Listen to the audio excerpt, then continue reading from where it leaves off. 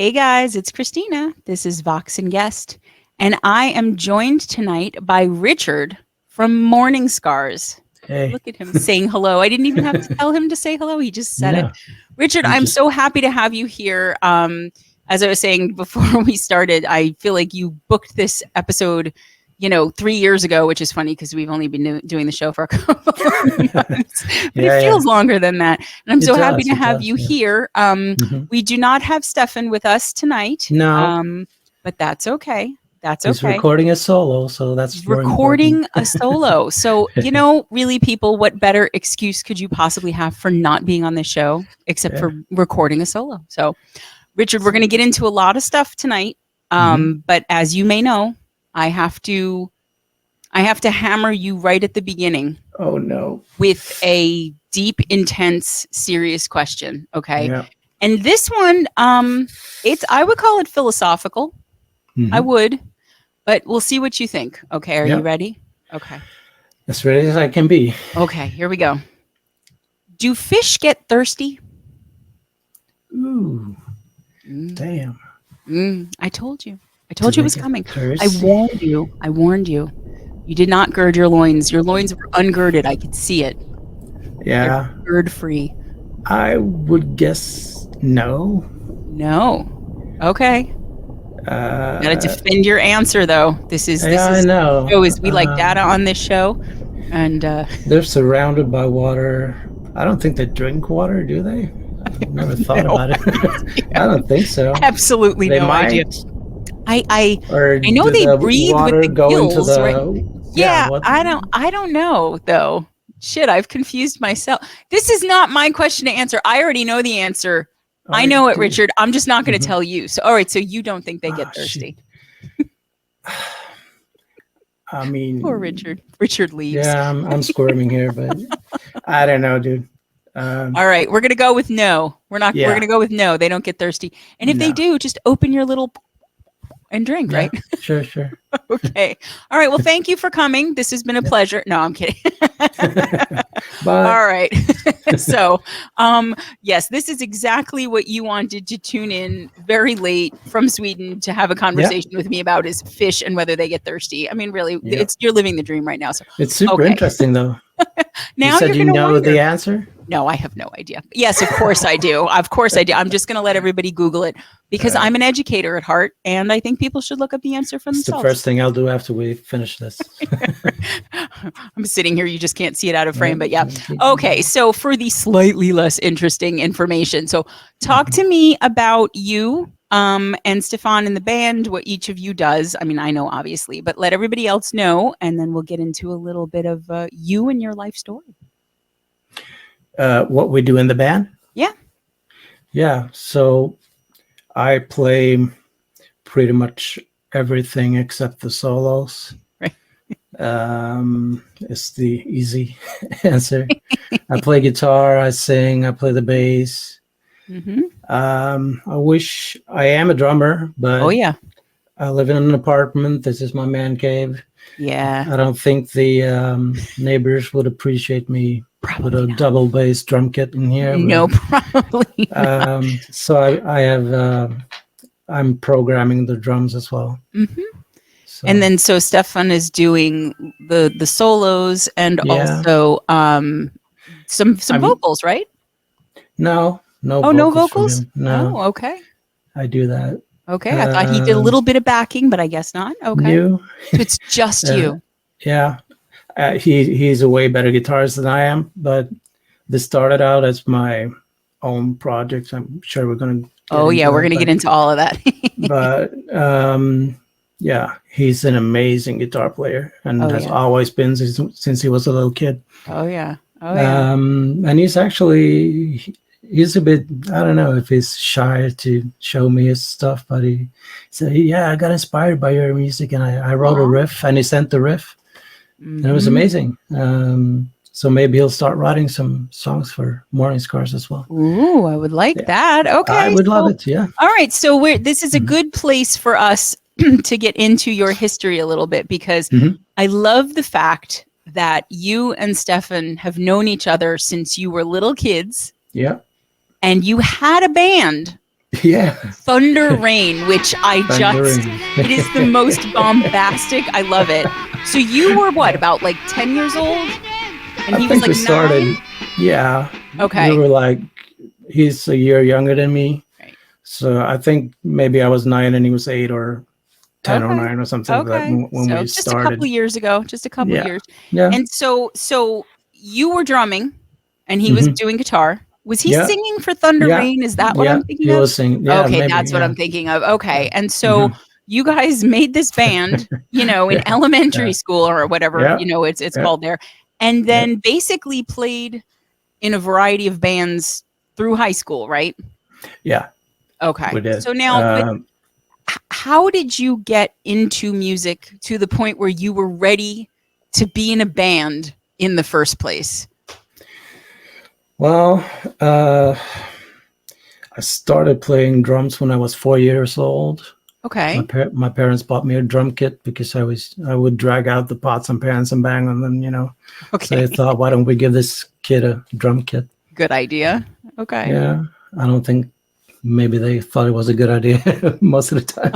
It makes a lot of noise, but They may have regretted it. Yeah. I love him. I love him for it. And Yeah. No, I was actually talking to my dad the other day about how did you guys put up with that? I was like, oh, we were just happy you were doing that. Aw. See, that's wonderful because that's Yeah. something that could have very easily been stifled. Like stop making all that noise, stop whatever. And they saw something musical in you. And I mean, I wasn't practicing when I was 4 years old or anything like that. Most kids don't show up to around. rehearsal like that at that age. They're slackers. But yeah, no, I think I had a knack for it. I learned pretty quickly, and then I moved to this. I lived in this town. I'm not gonna pronounce it because you're not gonna understand it anyway. But I lived in now this I want small you to town. pronounce it. Now I want you to. Americans can't say. Can you say? Oh yeah. See? Gevde. Okay, Yeah, I could do it. I underestimated. We have a lot of people who speak Yiddish and Hebrew in the States here, and so you have to. If you live in New York, you have to know how to order a challah bread, so it's close to the. So yep. Yeah, Oh, all right, that's great. okay. So that's where you I lived in Gevde. Okay. And then I moved to this very small little village outside of Gevde, where Stefan also lived. I moved there when I was about 6 years old, I think. And then we hooked up. I don't remember, but he played and I played, and his dad had a little studio with a little stage in his basement with lighting and all that. It was like, wow, we were rock stars when we were 9 years old. Yeah, that's impressive. I mean, he must have been into music somehow. Yeah. His dad. Yeah, his dad was a bass player. Okay. Oh man, Yeah, so he was cool. great. He would come down and jam with us, Okay. teach us some stuff, and he had this little studio. That's where we recorded the first demo. Amazing. I could actually send it to you if you want to play a little snippet of it. Yeah, that would It's be amazing. Yeah. It sounds like two chipmunks, Aw. It's cool. No, how great to have that on tape, Yeah. And then here you are I'm decades very later. happy that I have it. Yeah. That's amazing. So okay, so you always had interest in rhythm, percussion, banging around on things, got into the drums, met up with Stefan, and started your band, did other bands, and then high school ended, and I guess you guys kind of went your separate ways. Life is life, right? So after school we went separate ways. Not that we were not friends or anything, but no, just life. I think he moved to another city. I don't remember, but we kind of grew apart. Sure. And then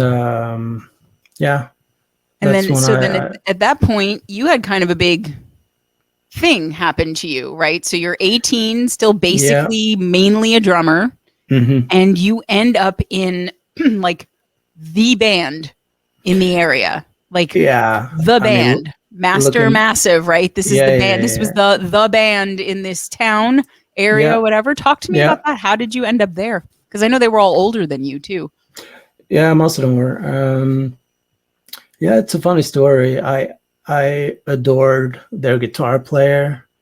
He was like, I think he's about 10 years older than me or something, but he was like the guy. I think he auditioned for Megadeth and stuff like that. He was Oh, like a wow. really great player. Okay. But anyway, he was surprised as well because I asked him if I could take drum lessons from him because I Okay. wanted to kind of learn how to play that technical kind of metal stuff. Okay.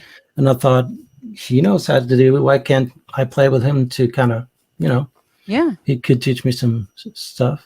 And he said yes? Yeah, so he Oh, was that's like, nice. "What? Drum lessons? Yeah, sure. Well, let's do it." Okay.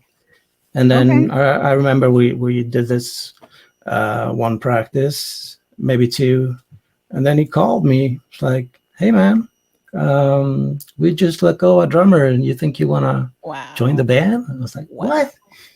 You serious?" That's astounding. You must have been like, I was so shocked. I was like, but "That I was mean, not geez, my." Richard, what a compliment though, It right? was, yeah. I mean, I was, you were just learning this kind of drumming. The guy had jammed with well, you a couple times. I mean, I know you knew drumming for a I knew really it, long but time, but like if you were at the point where you're trying to get lessons and learn Mhm. more about metal drumming, that kind of Yeah, yeah. thing, Mhm. that's okay. So I'm assuming you immediately said yes. There was probably no thought about it. Yeah, I was so scared. It was like Yeah. these guys were like heroes to me. Oh, wow. I was like, whoa. I mean, they weren't famous or anything, but they were so good. Not being So famous yeah, doesn't mean anything. no, It could still be but amazing. So it was a huge thing for me at the time. yeah. Yeah. Yeah, So okay, so how long did you stay with them? Because I know it was, yeah. not the best ending of things, but Nah, I mean, I came from playing with Stefan and other guys. They were all great musicians, but this was the next level. sure. So I think I was with the band maybe a year or something like that. Okay. We did a lot of recordings, never any studio recordings. Back in the days, we had this 4-track Yeah. portable Oh, I'm recording, familiar. the Tascam Oh yeah. Yeah, yeah. stuff. 2 microphones in the practice room, everything was live, and then we added vocals later. Very cool. And we were all, they were writing new songs, and I was a part of that process, which I'm pretty proud of. Oh yeah. And they were going to do this. We had a kind of a, how should I describe it? It's not a festival, but kind of, there's one night and a lot of bands Oh yeah, playing sure. Okay. Yeah, in like a town. showcase or something. Yeah, like a And like a bill. yeah, Yeah. we were practicing for that. And one day at practice, their old drummer came in to the Oh, practice room, and I was like, well, "What's he doing here?" And he sat down like this, and he studied me when I played, and it was like, it was so weird. It's like, what the fuck's going yikes. on here? Yeah, that's So, and a couple of shades practice of later, they mess. said, "Yeah, I think he's coming back." Because Shit. and I was like, "Oh my god!" Because That's brutal. Yeah. That's yeah, it was brutal. kind of brutal. I was still in school. I didn't have the time to put in to practice like Yeah. the amount of practice they did is like That wasn't your job. You were no. doing it alongside school. So Which maybe is, yeah, looking back, maybe I didn't put in too much effort, the amount of effort that I would have had to do.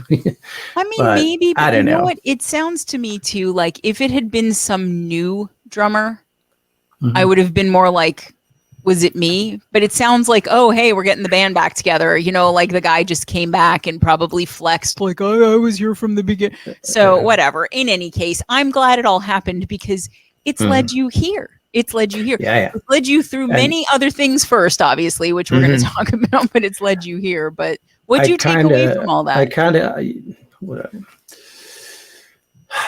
I was young,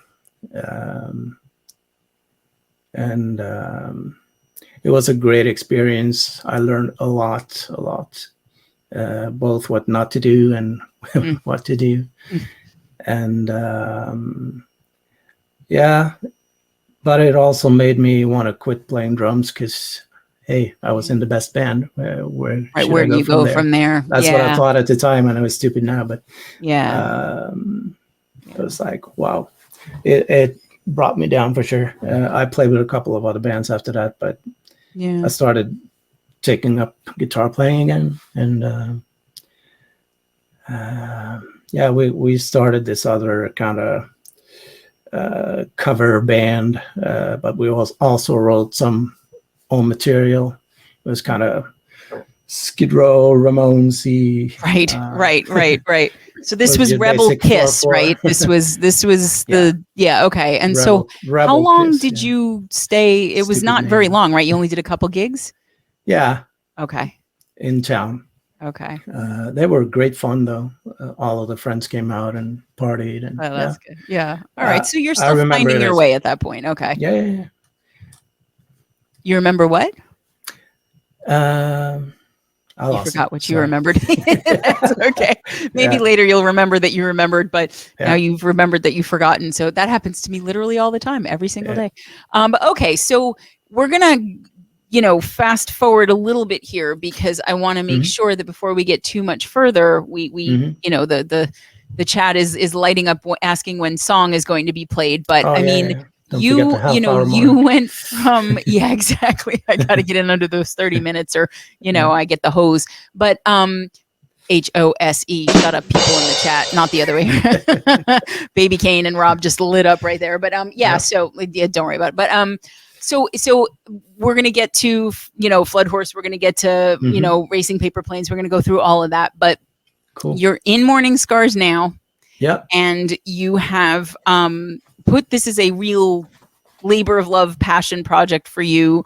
Was just you. Stefan came in later. Before we do any much more than that, okay, talk a little bit about, because your sound over the years has changed a lot. I mean, obviously you started in kind of a metal vibe, with Master Massive, but Flood Horse, grunge, right? Mostly. And then Racing Paper Planes, like sort of more of a folky kind of. And then now here we are back to the roots. Yeah, exactly. But it's very much back to the roots. Yeah. So now, is this metal that you're doing now similar to what you were doing in Master Massive? Okay. Kind of, not as technical, but it's kind of in that wheelhouse. Okay. Okay. So listen, I mean, I know a lot of the folks in the community already know you. They already know the music, as they should. But let's pause here. This may be a really early song, but that's okay. I'm overachieving because I've been missing it lately. Let's play a little bit of the newest single, Venomous. Before we roll it, why don't you just tell everybody a little bit about the latest single, Venomous? Yeah, so Venomous is the last song that I wrote. And it's kind of about, I heard this radio show in Sweden. It's every summer they have celebrities come in and talk about their lives. It's actually quite an interesting show. Yeah, that's cool. And it's this guy, Eric, who's the new singer of Skid Row. He's from Sweden. I did not know that. Okay. No. And before he joined Skid Row, he was kind of a star here in Sweden. He was in the Swedish Idol. Oh, wow. Okay. But then he got leukemia. Oh my gosh. Yeah. And he was talking about, man, I just wanted to live. Yeah. Some people just want to die, but I want to live. That's where some of the lyrics come from. Okay. And I also have some friends who have heart diseases and strokes, and I started thinking about them, how unfair it is that some people just want to end their lives, but these people just want to live, So that's kind of what that is about. Okay. All right, guys, here we go. Now you know. Let's listen to Venomous by Mourning Scars.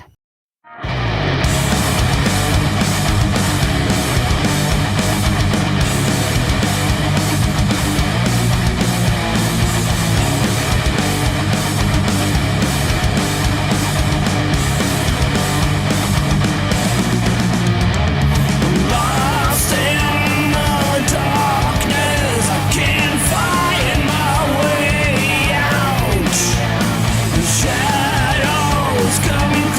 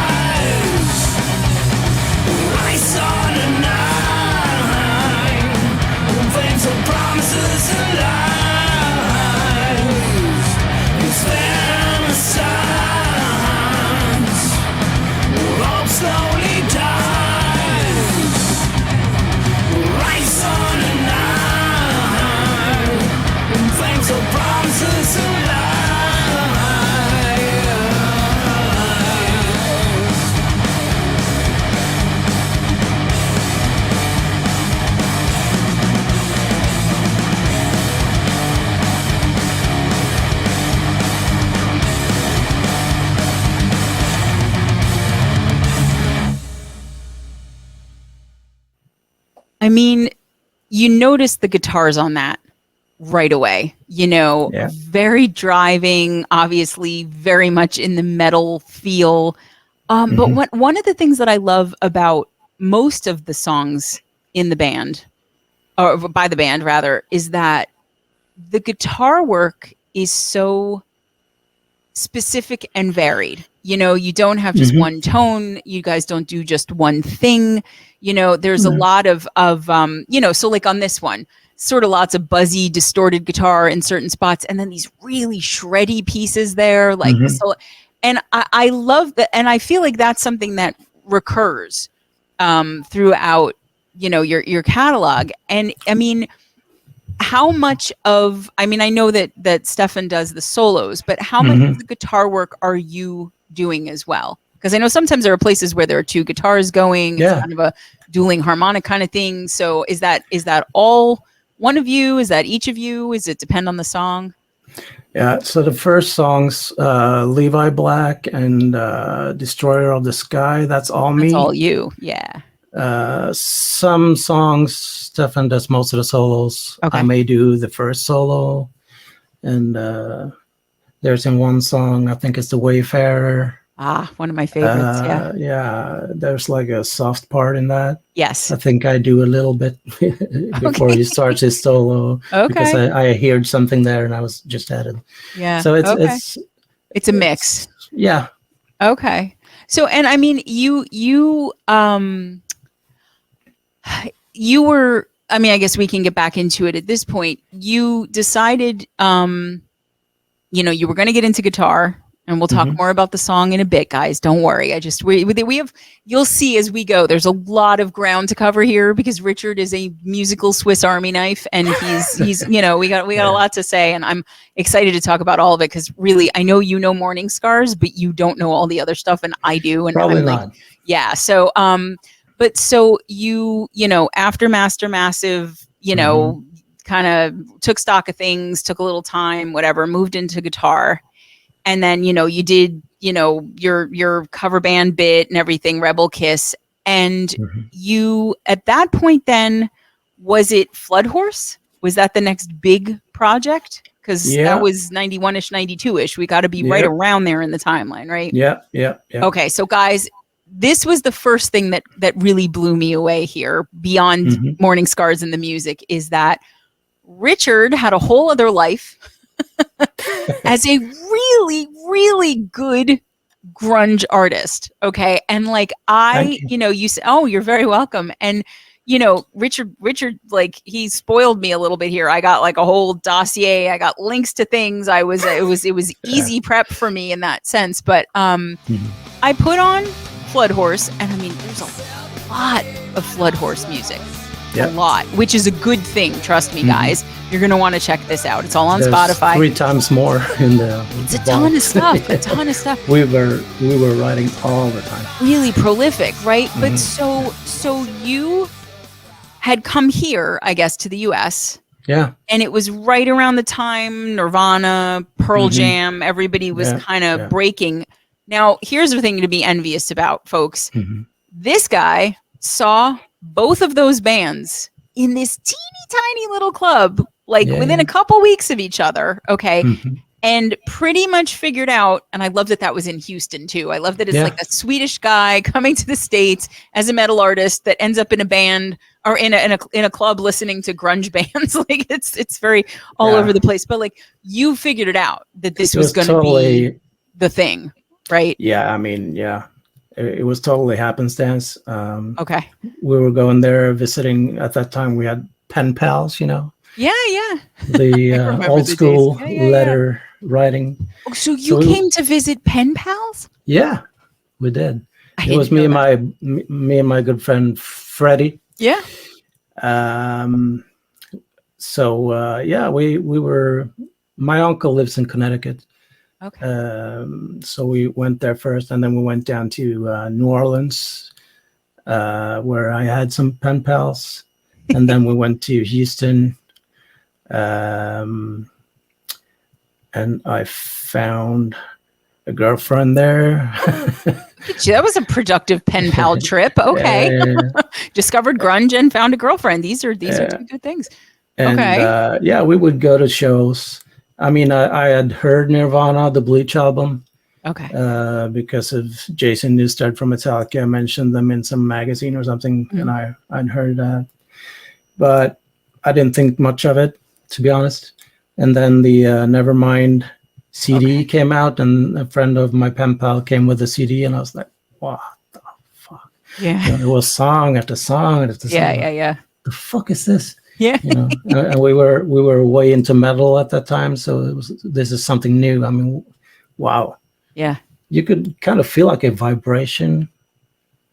I don't know how to describe it. No, I know what you mean. It was a very specific time. That's exactly right. Like, yeah, and I mean, I know a lot of people get pissed about it because grunge pushed a lot of other music out of the way. In a way.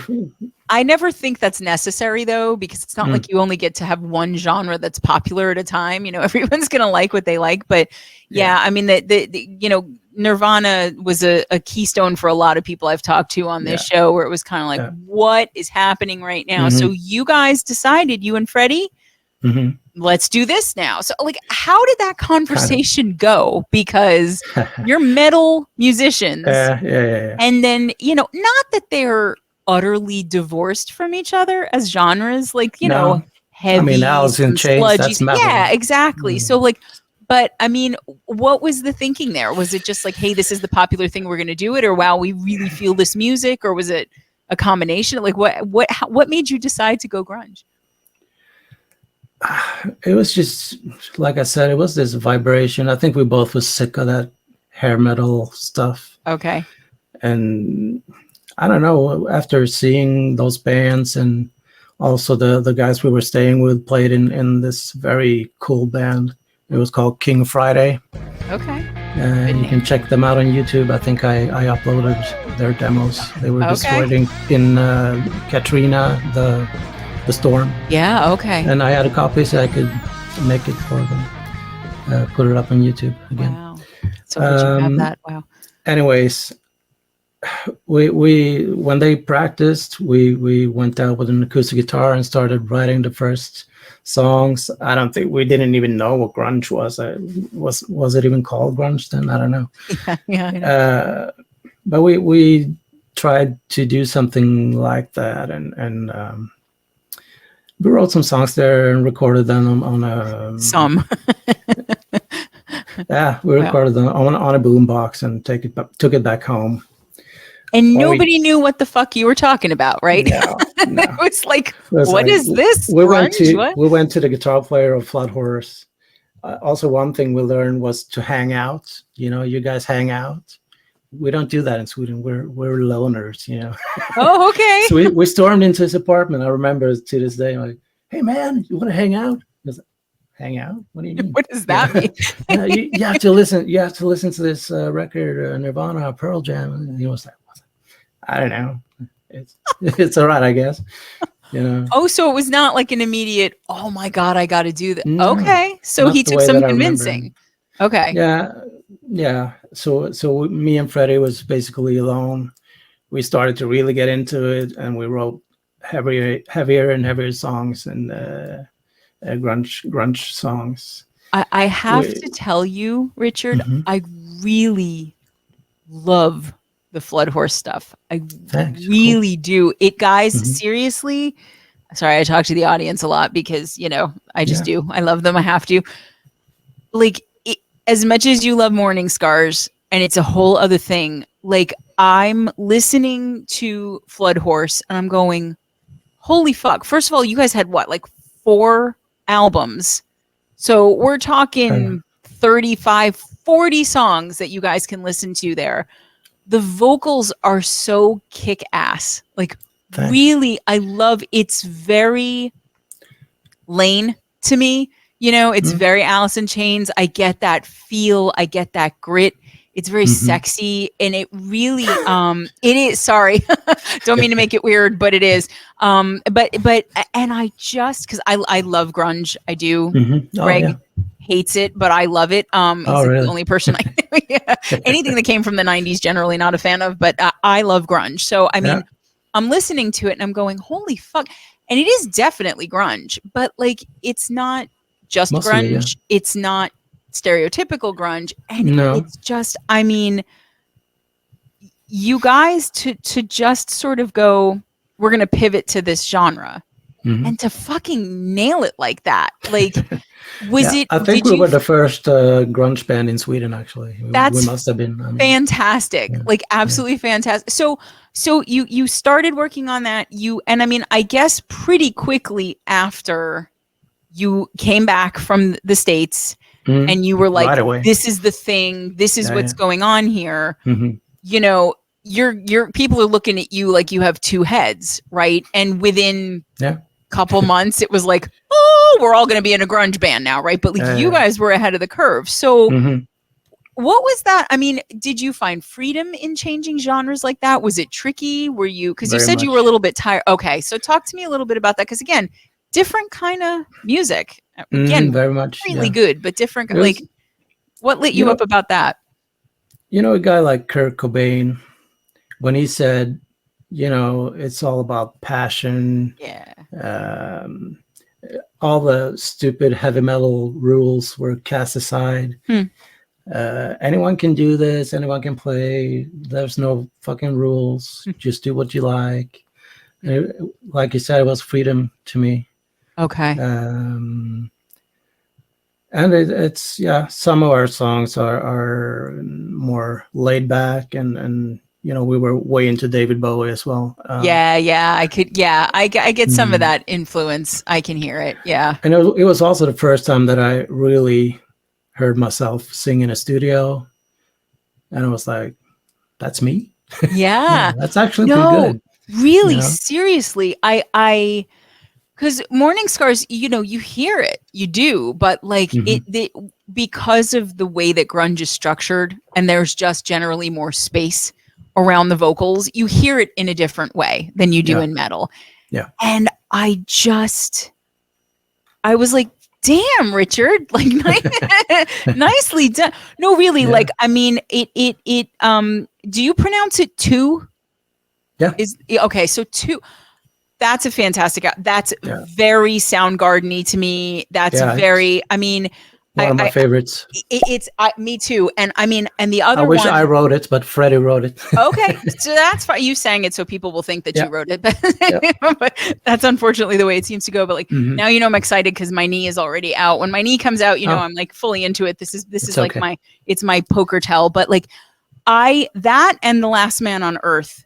Like my jaw was on the floor. I was like, I listened to them over and over and over. And I mean, you know, I picked out just a couple of the Flood Horse songs because there are just, again, guys, like 40 songs. There's a lot of music to go through. And I'm glad for it, because if it were only the 4 that you had originally sent me, I would have been like, I want more. And then I was like, yay, there's more. So I just listened to everything. But I mean, like, I loved Kibosh. I loved Charlie Bronson, but like 2 and The Last Man on Earth, I was like, why these could have absolutely been on the radio. Like, funny absolutely. Thing. Oh, they were?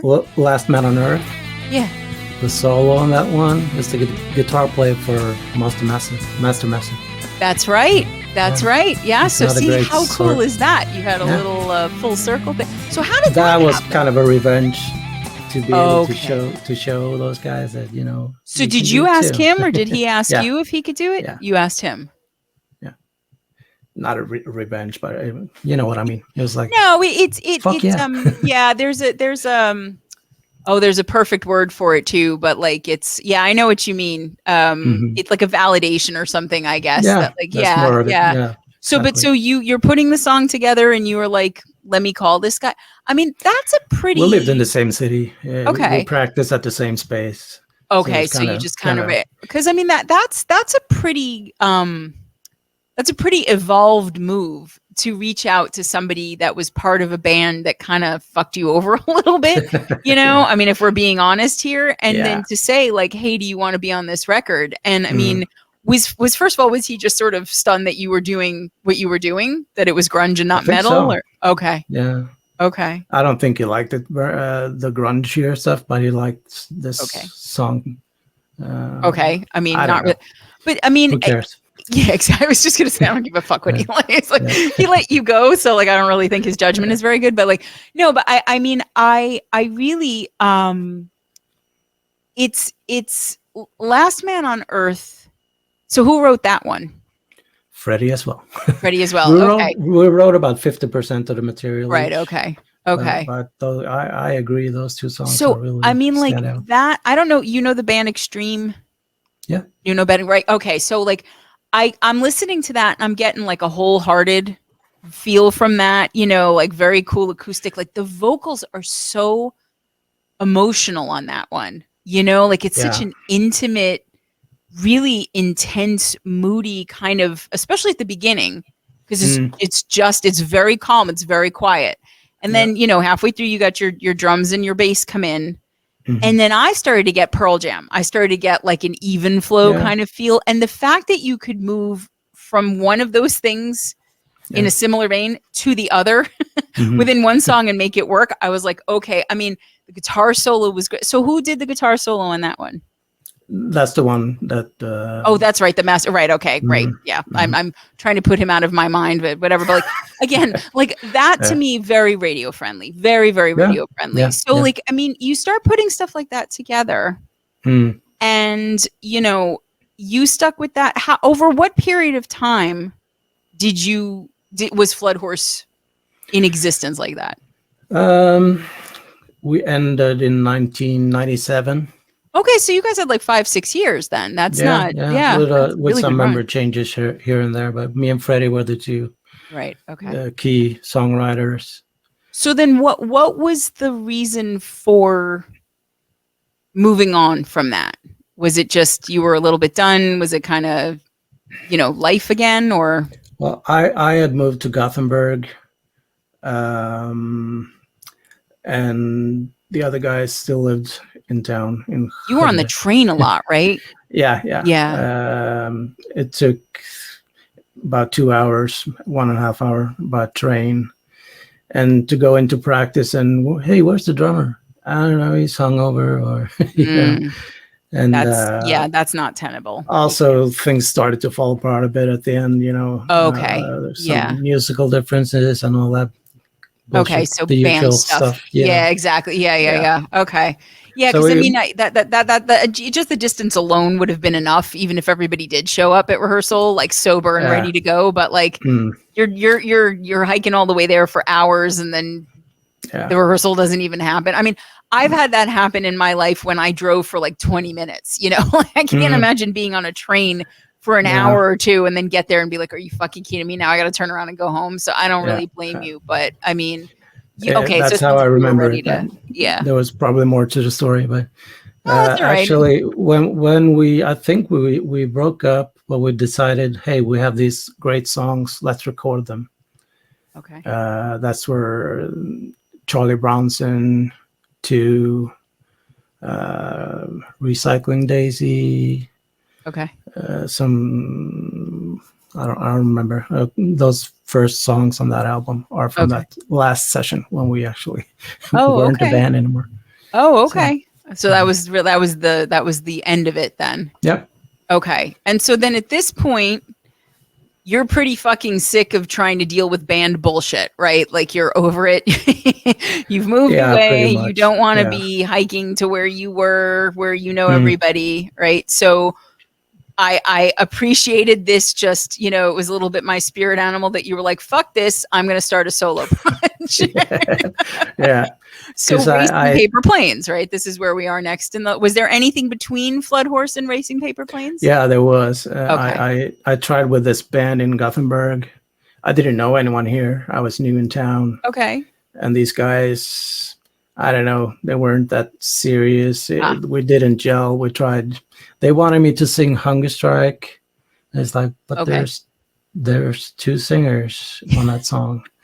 Like, that's okay. You can just, I'm hungry. And it wasn't really, Chris Cornell is not in my range, not in that song. Chris Anyway. Cornell's not in anybody's register. I know. Chris Cornell was in Chris Cornell's register. And That's pretty much it. They made some weird cover choices. And I was like, yeah, nah, that's a little, when you have a song that's a duet and you have one singer right there, you're kind of, you're I mean, you can probably do it alone, but anyway, that was the one thing. But then I decided, fuck it. Yeah. Because I was always into David Bowie, like I said, and there was a new thing starting, but I mean, alternative country, folky stuff. Right. That I was getting into, like, I don't know, do you know Red House Painters? And I know of it from you, but and again, like the sort of Neil Young kind of Bowie, but like, so guys, again, like Richard, having reinvented himself several times already by this point, decides to do it again. And like this, honestly, Richard, is one of my favorite things about you as a musician, is that I've heard you now in 3-4 distinct genres. Okay. Yep. And you're really good in all of them. And it feels authentic to me, which is kind of astounding, because a lot of times if you have an artist who starts in one genre, especially if it's metal, the idea of moving to something like what you did with Racing Paper Planes is like, what? And seriously, people, you got to go look this one up too. Okay. Because this is a singer-songwriter project. This is nowhere near metal. No. There's no aluminum. There's no metal going on here whatsoever. Nope. And it's great though. It's great. And I mean, I sat and I listened to Ohio Stars and I wanted to cry. It is one of the prettiest songs I've ever heard. Right. And I'm going, I cannot fucking believe that this is Richard from Mourning Scars. What is happening right now? So, I mean, again, I understand being done with grunge, by that point you're moving closer to like the 2000s, which is still such a stupid way to have to refer to the decade, but like, you're getting there. Yep. And, you've sort of moved past metal at that point.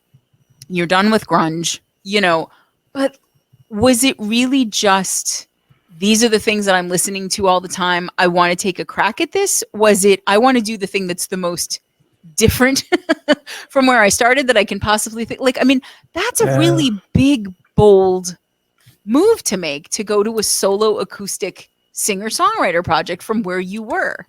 Yeah. But I also, like in Flood Horse, we had some ballady things, acoustic things. Right.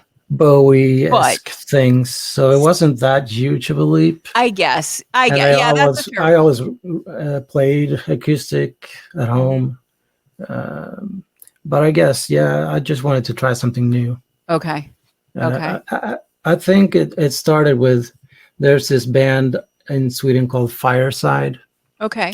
They're kind of rip off of the New York hardcore scene. Okay.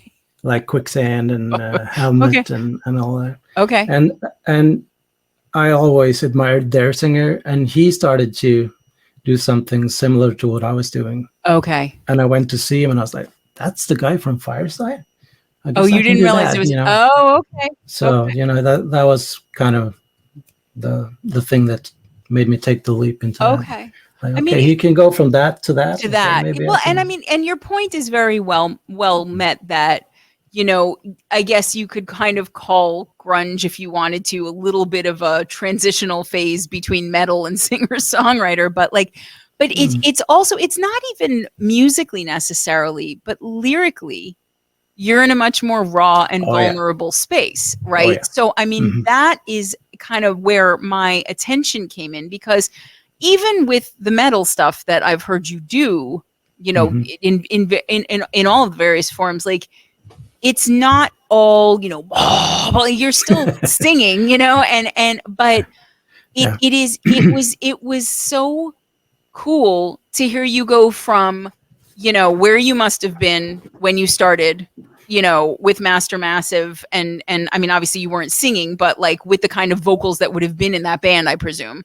And then to hear you singing on, the Flood Horse stuff, and that again, grittier, you know, smokier, sexier, you know, grunge has that kind of, you know, you're not going to have James Taylor singing a grunge song, you know, or like it's not that the timbre's not right. But then very easily you sound like an R, obviously, but you sound like a real singer-songwriter. It's not like, oh, this is this grunge guy who's trying to, or this metal guy who's trying to smooth it out or whatever. So I mean, like, but the lyrics were where I was like, yeah, kind of different. Yeah. So what was going on there where you, I mean, obviously, you know, singer-songwriter, you're generally not going to be writing about, you know, like, it's not going to be like War Pigs or whatever, but like, no, what was that part of what appealed to you about the genre, was how it was lyrically? Okay. Yeah. Cause, it comes more from within me. It's kind of selfish in a way. You say what you feel, but hopefully someone will, you know, feel the same way and maybe like it. Those lyrics are very honest. Yeah. So I mean, and you have on a couple of the songs, you have there's a woman doing backing vocals, right? That's not you, is it? Is it? What song are you thinking of? Ghost of Jay? That's me. Are you kidding? Oh my God. See, that's even cooler because like like that's not, certainly not. I have to go listen to that.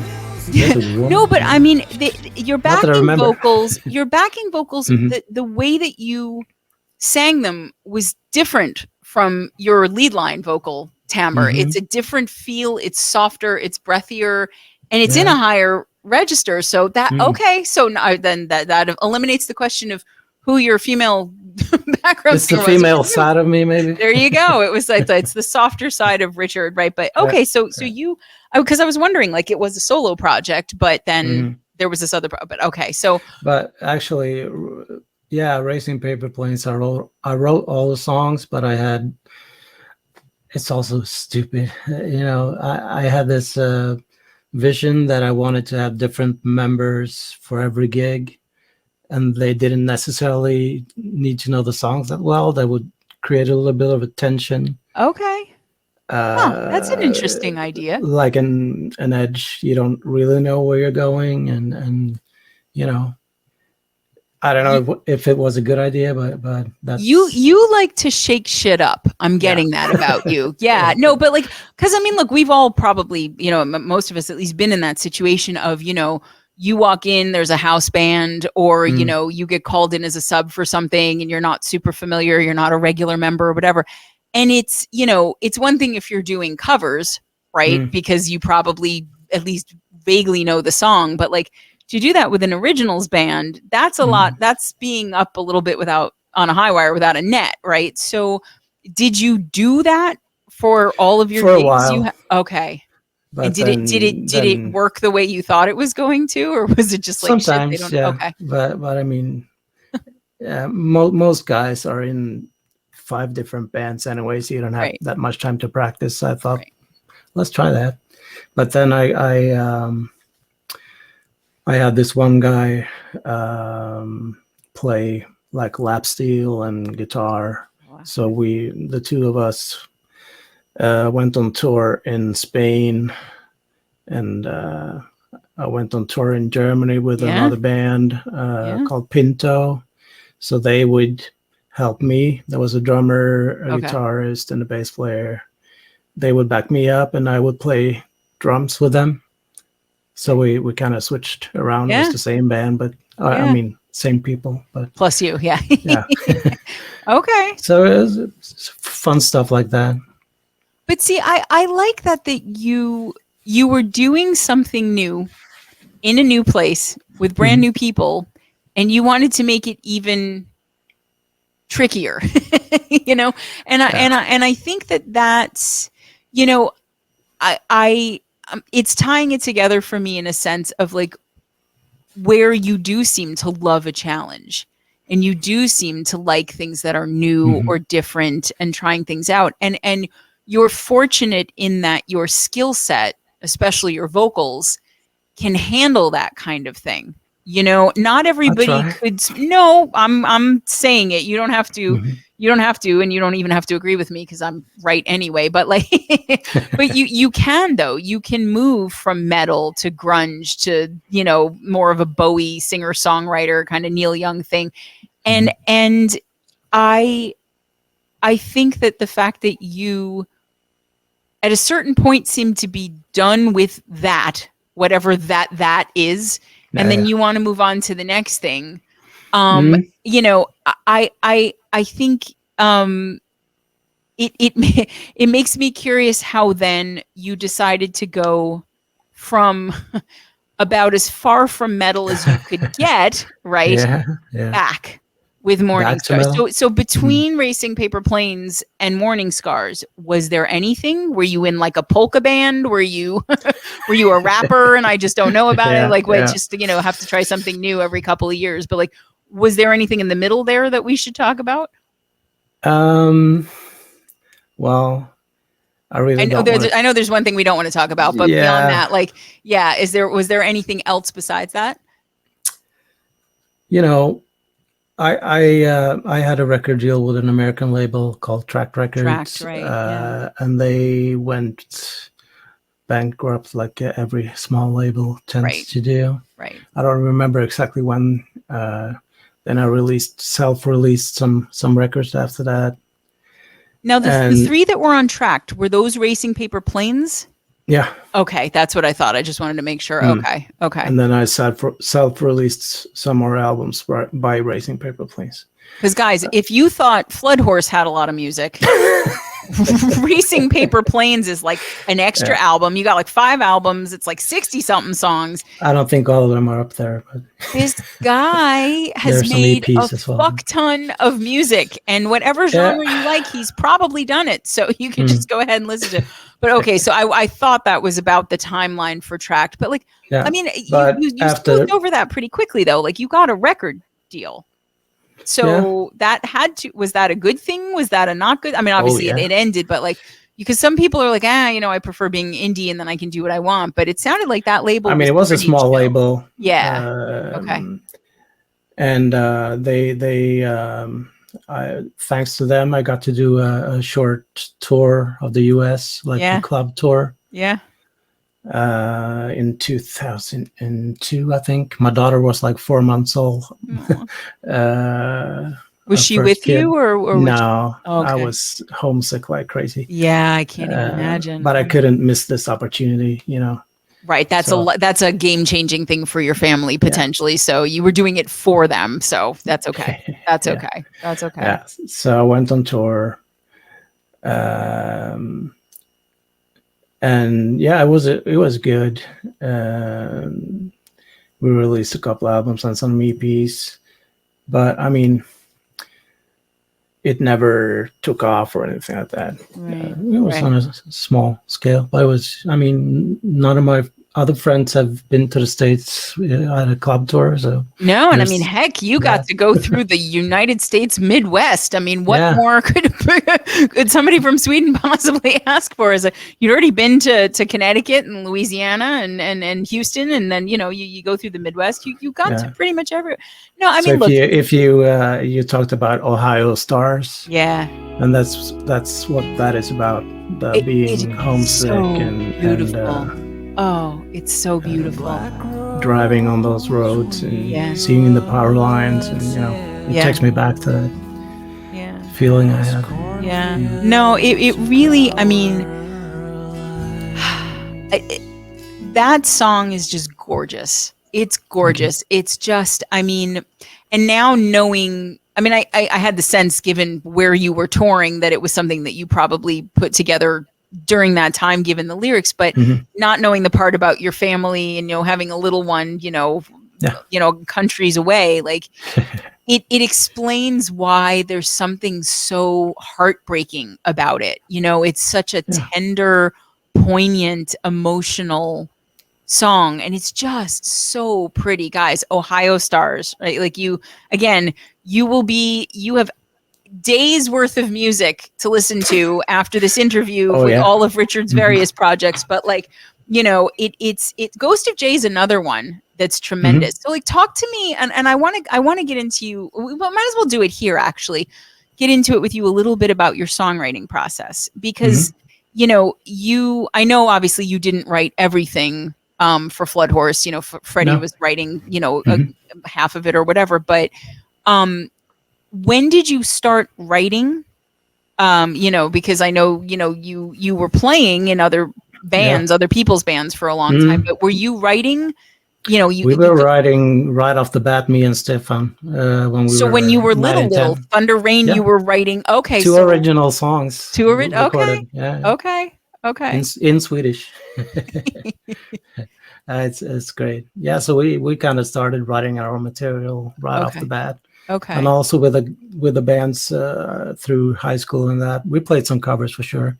Okay. But we also always wrote our own songs. Okay. So you were, I didn't know if it was, he was writing, but like, okay. So, but when you write, and I mean, it may be different for each project, but what is your process? Do you start with riffs? Do you start with lyrics? Do you start with a vocal line? Is it, song to song? Does it depend even on the genre? Because you've been in so many different pies at this point. Like it fascinates me. So let's get into that a little bit, because I got to know how the brain works around that. With Mourning Scars, mostly I start with the riffs. Okay. Some of the songs started with a lyric or a title. But mostly I write some riffs and build from there. With Racing Paper Planes, I probably started more with lyrics. Okay. Because I would like, what am I going through or whatever. Right. What do you want to say? Yeah. Yeah. So that was probably more from that point of view. Okay. What about Flood Horse? Flood Horse, wow. That's so long ago. I think probably riffs. Okay. Yeah. And are you somebody who, like, you'll just get a riff and then how easily does the rest of the song come? Does it, like, I mean, you're prolific a lot. Okay. But I mean, you are so prolific that I gotta think you don't take forever to write a song in general. You must be pretty quick. Otherwise you're 1,000 years old and I just don't know. I am. Okay, there you go. Vampire. Yeah, exactly. Okay. But I mean, it's pretty quick. Okay. I can be amazed myself sometimes at the amount of songs that we wrote for Flood Horrors and also for Racing Paper Planes. Yeah. We were just so into writing songs. Like, it just, I don't know where music comes from, but it was like, it just came out. Yeah. I don't think we haven't had any filters, what was good and what was bad. We just wrote, and some songs were good, and we have a lot of riff tapes and stuff that's horrible. Okay. But I mean, that makes me feel a little better for everyone that writes their own music, actually, because it's like if you have these many songs and they're I mean, everything I heard was good.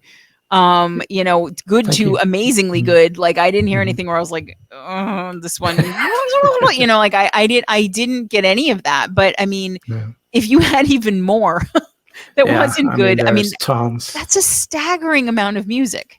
I mean, it's, I know bands that work their asses off that have been together for years and they only have, 15, 20 songs. Yeah. You've got hundreds and hundreds of songs. It's no fucking joke. So, but I mean, so when you're, for Mourning Scars, okay. So like, just to, again, we're again, I know we're jumping, guys, but like it's hard not to with this particular situation. Like you decided to move from, Racing Paper Planes and then the things that came after that and all of that to Mourning Scars. Okay. So originally just you. Yeah. Right. Okay. So when you decided to start this, what was the choice of, all right, you know what, I'm back. I'm ready to go back to metal. Were you listening to a lot of it? Was it just time? Like, how did you get from singer-songwriter back to metal? Good question. I've always listened to metal in some shape or form. So it's not that I haven't been listening to it for all these years, but I kind of grew tired of it. But then I wrote the song Levi Black back in 2008 or something like Yeah. Yeah. that. I don't know what I was doing back then. I don't remember why I wrote it, but it was like, Right. it Right. was just laying around. And one day I was like, maybe I should try to re-record it. Right. Because my mom passed Right. away, and I was really, I was sad, I was angry, all those Yeah. emotions that you go through, and I felt like now is a good time to maybe get some some of that out. Yeah. So that was 21. So Yeah. you're talking a song that was 13 years old that had just sat there, right? And I know Mom was like your number one fan, number one supporter, like, She really liked Racing Paper Planes. I don't know if she was so into the metal, but understandable. But Moms might not be, but I could see she loved Racing Paper Planes. She was always cheering me on. Yeah. Telling your friends, you gotta listen to this. This is my son, Yeah. Yeah. Yeah, she passed away in 2021. And then it must have been late 2022 or something that I started with Mourning Scars. Right. And I mean, the name is obviously, I mean, you had a song called Mourning Scars without the you, right? No, my first album with Racing Paper Planes was called Mourning Morning, right? Scars. Yeah. Right. It was the Yeah. album. I misspoke, not the song. Right. And it must have been some, humoristic twist to it. That what will be a good metal name? So I just put the U in there, like Mourning. Yeah. But I did that back in 2008. So I had the band name, and I just remembered it and was like, maybe it's not so bad. I mean, what's a band name? What's a Smashing Pumpkins, or what is a Pearl Jam? Or what, I mean, none of that makes any sense anyway. So, but this was meaningful though. You were in mourning, and exactly. You repurposed it, but I mean, adding that "you" is not a little thing. It completely changes the whole meaning of everything. Yeah. That's so okay. So and Levi Black is that something Mom had heard? No. Okay. No. Okay. But that was the one that really kind of that caught you and said, this is something to bring back. Yeah, because that's the kind of metal that I like. Right. It's more doomy, slow. Yeah. I was actually thinking that it was gonna be a more doomy band, like slow doom. Mm-hmm. But as it progressed, it went into more of traditional heavy metal or whatever. Yeah. But Levi Black, I just re-recorded it, and I thought, it's not so bad. I'll just put it out on Spotify and whatever. Just sort of testing the waters at that point. Yeah, right? exactly. I didn't have any, like aspirations of being. No, not at all. To be honest, it was like, I'm just going to put it out there, see what happens. Well, you were processing things too. It sounds like you were more about in just what was going on in your life. And I made the Facebook page, all of that. 30 friends subscribed to it. The usual suspects. Right. And I thought, it's cool. I'm just going to keep on writing. We're going to support you. That's better than a lot of people. So, and then the numbers were ticking. I wrote Destroyer of the Skies. Now you have a cool thing about that, which is like the dream for a lot of indie musicians. You write Destroyer of the Sky, and you're getting people you've never met before writing to you and saying, man, I love your stuff. I love this one. I was like, what? I mean, that's that. There were a lot of people from Brazil in the beginning. That was like, hey, I like this. And go Brazil. I don't know where it came from. I have no idea. And then I found your awesome little Facebook page there, the band together. Yeah. And because as I wrote and more people listened to it, I was like, fuck, I got to write more songs. And I wasn't even planning on, doing this. Damn it. I succeeded myself into a band. Now I mean, not like it was a huge thing, but it started to be like, I got to step it up here. And, I come from the album world where you have to put out an album. So I was like, how am I going to write a full album? It's like, shit, it's going to take forever.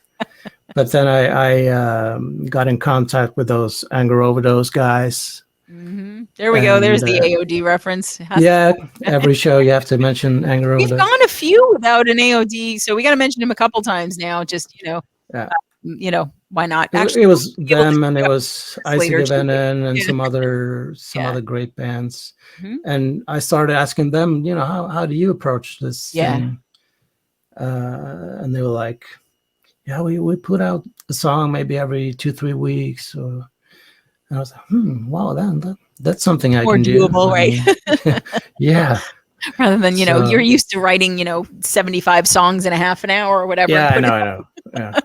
So it's way harder with heavy metal than it is with singer-songwriter. I mean, it's a whole different. I hadn't even mixed heavy metal when I was starting. I had no clue what I was doing. Right.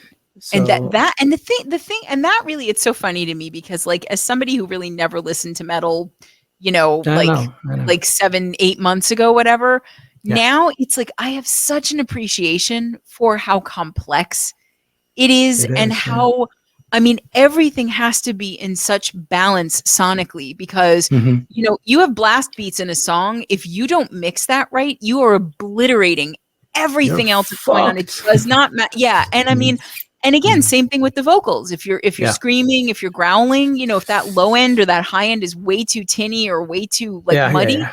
I don't even want to think about how many times I remixed these Mourning Scars songs. I can only. There's always something that's a little bit off, and it's like. Fuck. So is that like a self-learning process where you're going, okay, I guess I'm mixing and okay. Yeah. Okay. I was watching YouTube videos. How do you get that guitar sound? And okay. How do you get the drums to sit in the mix? And it was a constant battle in the beginning, but I slowly learned, and now I think it sounds pretty good. So this is a question I have not been able to ask anyone else because your musical genre history is so varied. How do you find, I mean, there are obvious differences, so I don't mean on that level, but the experience of writing for, singing in, playing in, and then producing, mixing, mastering metal music versus something like grunge versus something like singer-songwriter, because it's not, I mean, again, just coming from a cover band background, that's all different, from whether you're doing, a grunge song or you're singing, Fleetwood Mac, or like it's not the same thing, but like these are originals. And you have to be mixing and mastering, and you're writing them, and you're playing them. Like whatever you want to say about that. I mean, I'm interested. Like, is there one that you prefer more than the other? Is one easier than the other? Is one more rewarding than the other? Are they like, what is that like to go from that world to that world like that? Well, yeah. How should I put it? It's like, it's so totally different, the way you approach it and the way I mean, metal has to be precise. Doesn't have to, but it helps. Well, I think good metal. It's very chugga. You have to kind of stay in time and but it's also, like you said, the instruments you have to hear everything, and it's very hard when it's so distorted sometimes to bring everything to the right level. Yes. With like Racing Paper Planes, I was still pretty much approaching it from a punk rock kind of way. Some songs I recorded in studios, not by me, but the ones I self-released is all me. Right. But I didn't really, I didn't know much about mixing then either, so it sounds crappy sometimes. But I didn't care in the same way that I do now, because now I want this to sound like a real, so top notch. When did that shift happen then, Richard? Because you started it out almost sort of like as a lark, like, all right, I'm gonna put Levi Black out. you know, not that it didn't matter, but you had more important things going on mentally at that Mhm. point. You know, I mean, Yeah. you had just lost your mom a year and change ago, you Mm. know, like going back to something that you had written over a decade before, Mhm. putting it back out there. And then all of a sudden, somewhere in there, you went from, let's just see what happens here to, Yeah. I have to get this right. Like, what was the mind shift there? What made it matter to the degree that it does now? I think I found out that I could actually do it. Ah, And I got proud of the fact that here I am, I'm doing this all by myself. And it's, I mean, it actually sounds pretty good and people seem to like it. all right. So I need to step up the game here a little and Let's be more. practice not underselling it quite so much, Richard. Okay, like it I don't. sounds That's the way pretty I good. am. I Well, always okay, feel but it. the thing is, though, what you just said was actually more meaningful than maybe even you realized than it was, Mhm. because what you're telling me is that somewhere in there you realized how talented you are finally, which like it took you long enough, first of all, because I'm sitting here listening to stuff from 30 years ago going, this is really fucking good. And I mean, I understand it's a different project, it's a different genre, it's a different thing Yeah. because it's just you. But Racing Paper Planes was just you. And I understand it was different because it was singer Very much. songwriter or whatever. But like, it's interesting to me that the thing that changed for you was that you finally got some confidence in your Yeah. abilities, which Yeah. was that not there before? Not really. I'm not going to make this into a therapy session, but No, not at all. But like, no. I'm more surprised because I'm trying to. I mean, I understand everybody's always their own worst critic, but like, you know, Yeah. it's hard to deny when music is good. So it's kind of surprising for me to hear you say that you You know, hadn't really bought into it before. it took me about 30 to 35 years to realize I wasn't as crappy as I thought and as I hear you. ugly as I thought and all of that stuff. I hear you. I went to therapy. Yeah. I was studying to become a therapist myself. So Oh wow. Okay. we had to undergo therapy. Something snapped in my head there because I always had really bad self-confidence. Sure. And I still do to a degree. Right. Okay, so it's not just about your music that you had that kind of mindset. That was just sort of, as you said, kind of the way that you were, or a little bit still are. Okay, so, but I mean, but I, rather than dwelling on the part where you didn't have it, I'm enjoying focusing on the fact that now you're going, okay, you know what? Well, I mean, just in the sense that you were kind of like, I don't want to get into therapy or whatever. And I totally understand that. Like, what I meant by that was more like, let's not talk about that. But like, I'm excited that you're here now, you know, that you're at a place where you're going, okay, you know what? Like, I can do this. And now my standard for myself has gone way up. So in that, like, in that, though, you start that with something that you've never done before, mixing and mastering metal. Oh, yeah. It's really fucking hard from what I know about it. So, like, that, I mean, again, there you go, challenging yourself. Like, it's like, all right, well, I know I can play metal, but now I also have to produce it. Because you could have farmed that out to somebody else. I mean, that there are a ton of people who do it. And, you know, you've made friends in the community who would probably help you out, you know, very reasonably and doably. But, like, I love that you said no. And is that like an ownership thing? Is that like it's my music, I want to be the one to mix it, to master it? Or is it more just like, this is something I want to learn how to do? It's totally, I just want to do this for myself, to prove to myself that I can do it. Okay. It doesn't have anything to do with that stuff that I have to own it or anything. Okay. Now I would be more open to maybe have other people like Stefan write stuff, but it was like, I want to make an album. I want to do it all by myself. Yeah. From, you know, riff to finished song to mastered. I actually took some help from a Swedish mastering expert because I couldn't really figure out what I was doing. So I asked him, hey, do you have any tips? And he was like, yeah, sure. Yeah, I love him for it. His name is Plek. He masters everything, everything you hear on the radio in Sweden, metal. Oh, wow. You know. Okay. So I got some tips and tricks from him, and it made a huge difference because now it sounds pretty professional. I think part of self-awareness is knowing when it is good to ask for help.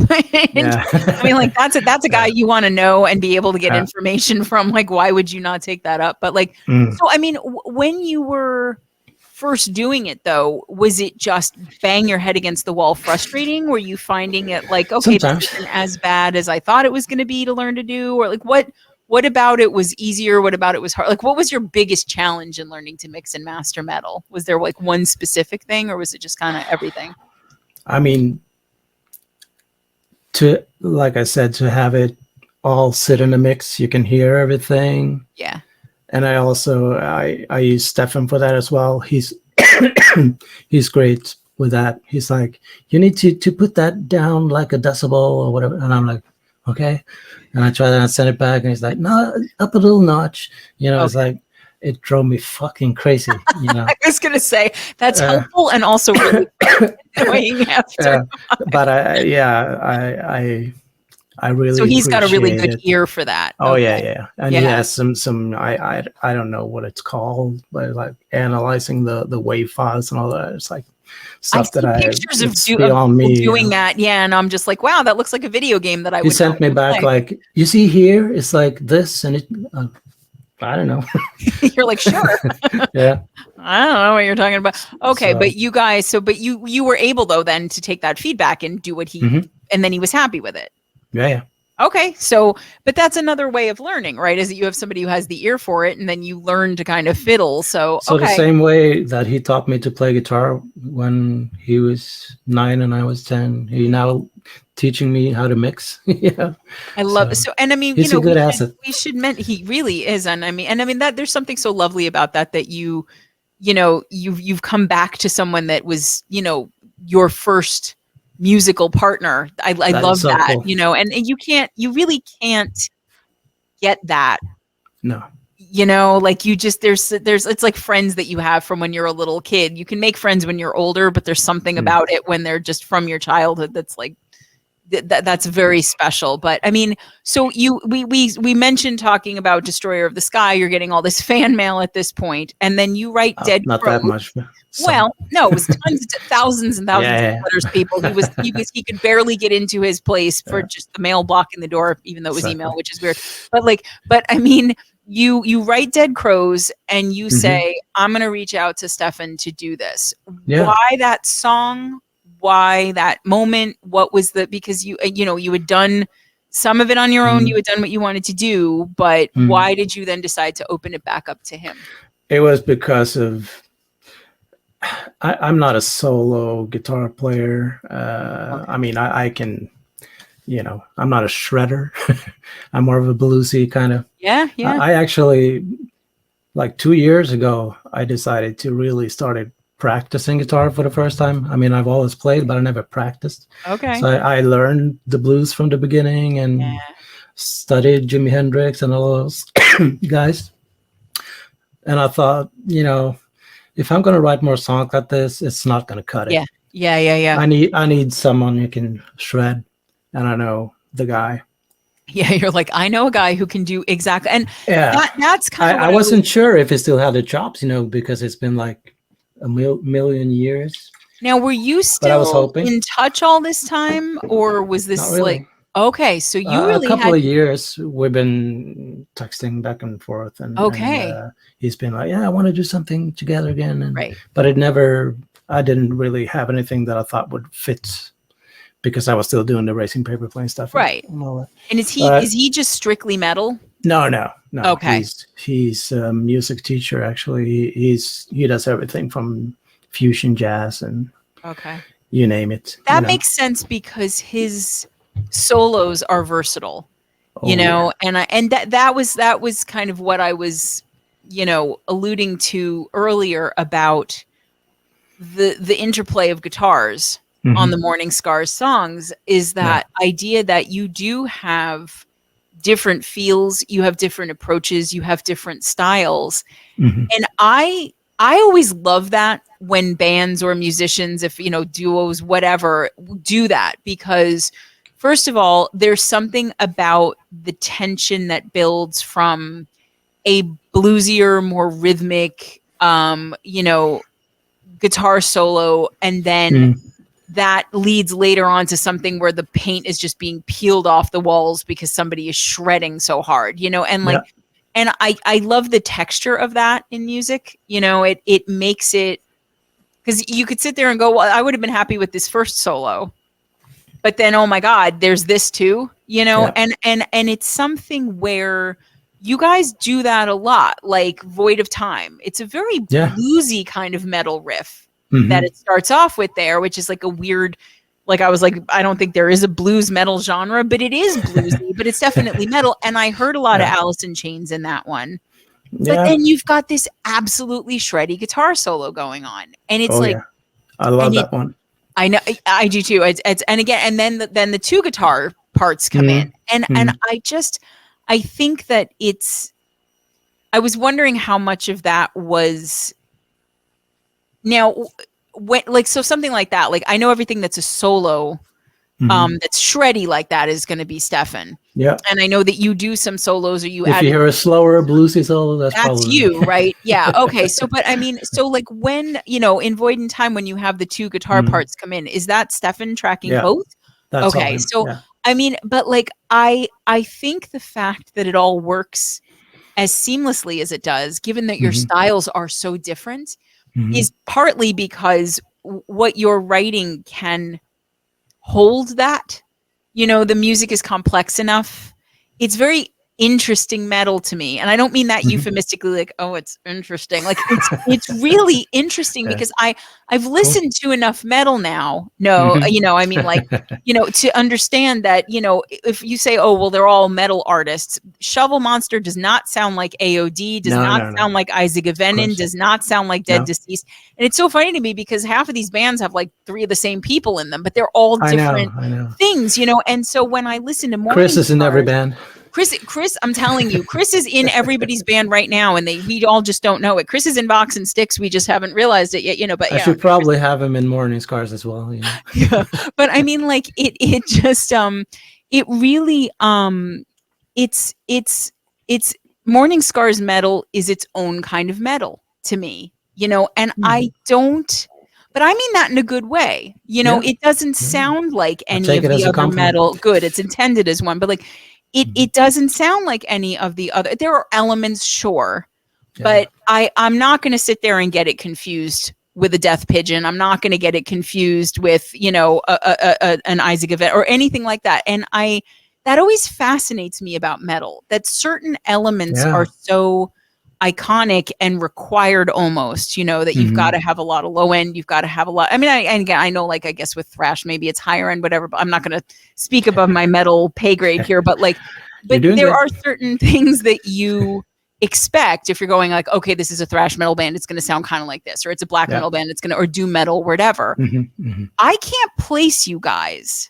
And I know it's even interesting that and I think that's a good thing, but like you said, okay, I thought this was going to be more like a doomy kind of sludge metal sort of thing, but it changed. What would you consider it to have changed to?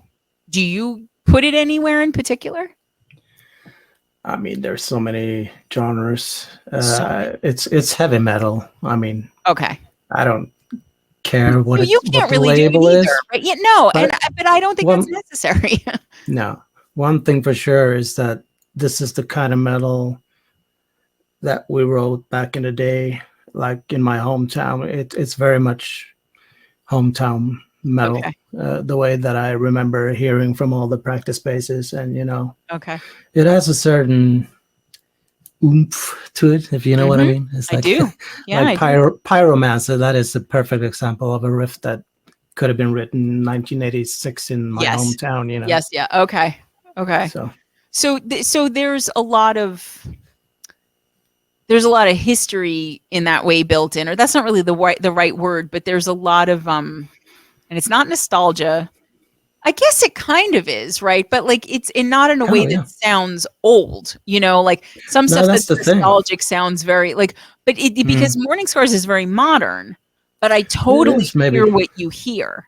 Like I I haven't totally thought so hear what much you're about it, saying. Yeah, well, but that's my I job think is you're to right. think about things that you don't want to necessarily think about. But I mean, like, but Pyromancer, that I got kind of a maiden feel, and like, and I Yeah. mean, I make these comparisons. I always make sure to put the caveat in there that it's not saying, oh, you rip them off, or and I always think when I I make these, understand. I wouldn't make a comparison that I thought was a bad one. It's like, wow, this No, sounds no. just like Carrot Top or whatever. But like, it's and that's one of the other things about what you're doing with Mourning Scars is that even within the band's songs, you're not staying in one place either. They No. are all different, and they all have their own feel. Some of them are bluesier, some of them Yeah. are more doomy, sludgy, some of them are, more like like a heavy metal, whatever. And they can I mean, also go from this to yep, this, like a bridge that's within one totally song. thrash Exactly. metal. Right. Yeah. Yeah, That exactly. I like to throw people off that way, like, whoa, what happened there, No, and you do that a fair bit, I think, Yeah. and but it's not overdone. But like, No, do you hopefully have not. a favorite Morning Scars song? Wow. It's like picking A the favorite favorite child? child. I know. I know. I really like Void of Time. I really like The Wayfarer. The Wayfarer to me is like, I think it's the longest song, but it's just something about that song that I really like. That's my that It I think I varies a said it lot. earlier. And, That's my favorite. And I love the lyrics. I love the thematic pieces of it. It's such an empathic song. It's such a relatable song. If you guys haven't listened closely to it or you haven't heard it yet, like it is kind of a song about mental health and it is, struggling. yeah. And of course we love that around here, like, but because everybody needs that information, but like it's this big drum guitar, intro. It's super epic right off the bat. And then I got some Dio, some Rainbow, some Holy Diver. Like I got, and I love that. I really do like it because it's theatrical, but not cheesy. And it's grand, but it's not over the top. No, not at all. And then like, then I feel like you got more into like that 80s, 90s kind of hair metal feel. And it all just hair metal feel. Well, now you're insulting me. No, I guess you shouldn't say that too. I always think that's a good thing, but like, I mean more like that anthemic kind of, I know the what thing you're that saying. everybody loves. Yeah. I mean, like, I think that's just sort of, well, maybe not for you, but at least like a universally loved kind of sound. And you mean like the chorus? Like, yeah. And yeah, because you're at the end of the day. It's very catchy. It's very memorable. And there was something about that one in particular that, and I think it needed to be longer than the other ones because it doesn't settle in a place, but you need time to kind of expand all of the pieces that you're doing in there. So I mean, when you wrote that, what was did you decide on like, okay, I'm gonna start here and take it there? Was it, was that a lyric first song? Because it seems like it could have been. It could have been. I don't remember actually. I don't remember. But I remember putting it together. Okay. And I wrote it piece by piece. Like I wrote the verse and then what could come after that. But also the first version, it was fading out at the end, but I don't think I had that now. I don't remember. Okay. Because the solo is so fucking good, so I couldn't have a fade out on that solo. Couldn't cut it out. Yeah. No, it's no, I love when I hear metal that expands my knowledge of metal. It isn't something that I feel like I've heard before. And That's I mean, cool. yeah, it really, and it's cool for me. Like, I mean, I'm happy it's cool for you or whatever, but like, let's make it about me. No, I'm kidding. But like, Mhm. but as a listener, and Mhm. again, I'm always careful to mention when I talk to musicians who do metal that when I like it, that says a lot, not because it's me, but because I Yeah. represent all of the people that don't Of course. necessarily listen to metal usually, right? Yeah, And yeah, yeah. I feel like, if somebody ever wrote a country song besides Dolly Parton that made me love country, they should feel really proud of themselves, because it is Yeah. not something that I just so. And I it's not that I didn't like metal. I mean, I loved a lot of like the certain kinds of like Scorpions and whatever back Oh in the yeah. day, things that, but like I that wasn't something I had carried with me musically. Mhm. And so I'll sit there and I'm like, okay, metal. And, when you're in band together, or, just you're in the community and you see people will release songs, Mhm. and, sometimes, you have a band that has really like kind of a thematic feel, like Shovel Monster, all their case numbers. These are, Oh yeah, yeah. I it's a love Shovel them. Monster. I do too. And Mm. it's a Shovel Monster song. And that's a Yeah, yeah, really good thing. yeah, And you are waiting to see where they're taking the story and yeah, yeah, how yeah. they're making the music tell the story along with the lyrics and Mhm. all of that. Yeah. But with you, when I would listen to things that you put out from Mhm. song to song, I was like, oh, okay. And again, this is all good. Like, Yeah, yeah, this yeah, is a yeah. different thing. Mhm. This is it's first of all, it wasn't the kind of metal that I thought I was, No. because you after a while you could start to stereotype metal, right? Like, okay, you're Oh gonna yeah. hear blah blah blah whatever, and then there's gonna be all Yeah, this but I know what you're chugging. saying. They're lyrically different. Some They songs are Yeah. not that much thought about, and some songs are really much thought behind them. Well, So you're turning it into sort of a vague negative, but I mean that more as much more an outright compliment of like, I like I them know. all. Mhm. It's not like, oh wow, they worked really hard on this one and then they just sort of shit this one out and No, decided that's not to. what I'm saying. But Okay, good. All yeah. right. So Mhm. so you mean in the sense of like some of them came more easily, or Some of the topics are maybe not as heavy as others. I mean, gotcha. Yeah. like Noctifer is about Lucifer's mother, and kind Right. of a little cute story about that. Whereas like a uh, Blackened Sunsets is a different thing that's more altogether. So political, right, and the Wayfarer is more about mental health and right, right. stuff like that.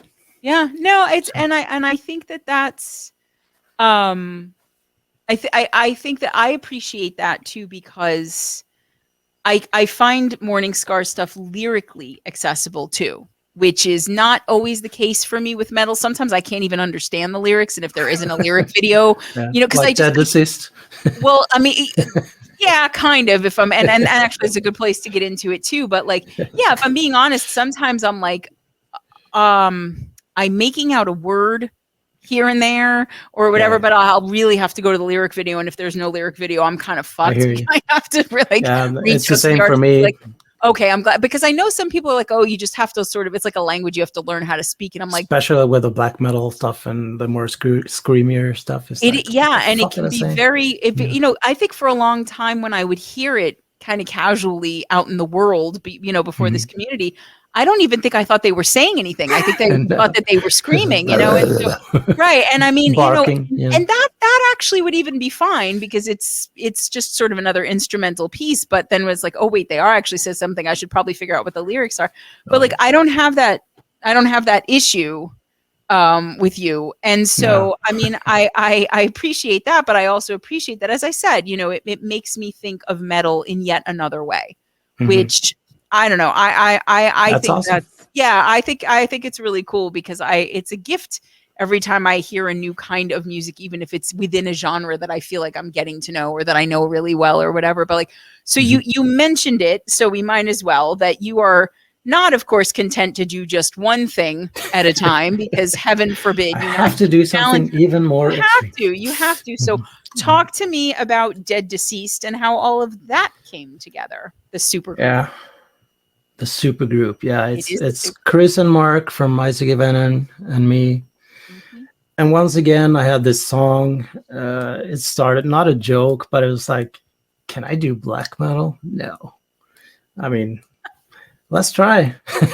So I wrote the song Black Flame, and it sounded all right, but it was like, nah, I don't think I can do this. I can't sing that way, or bark.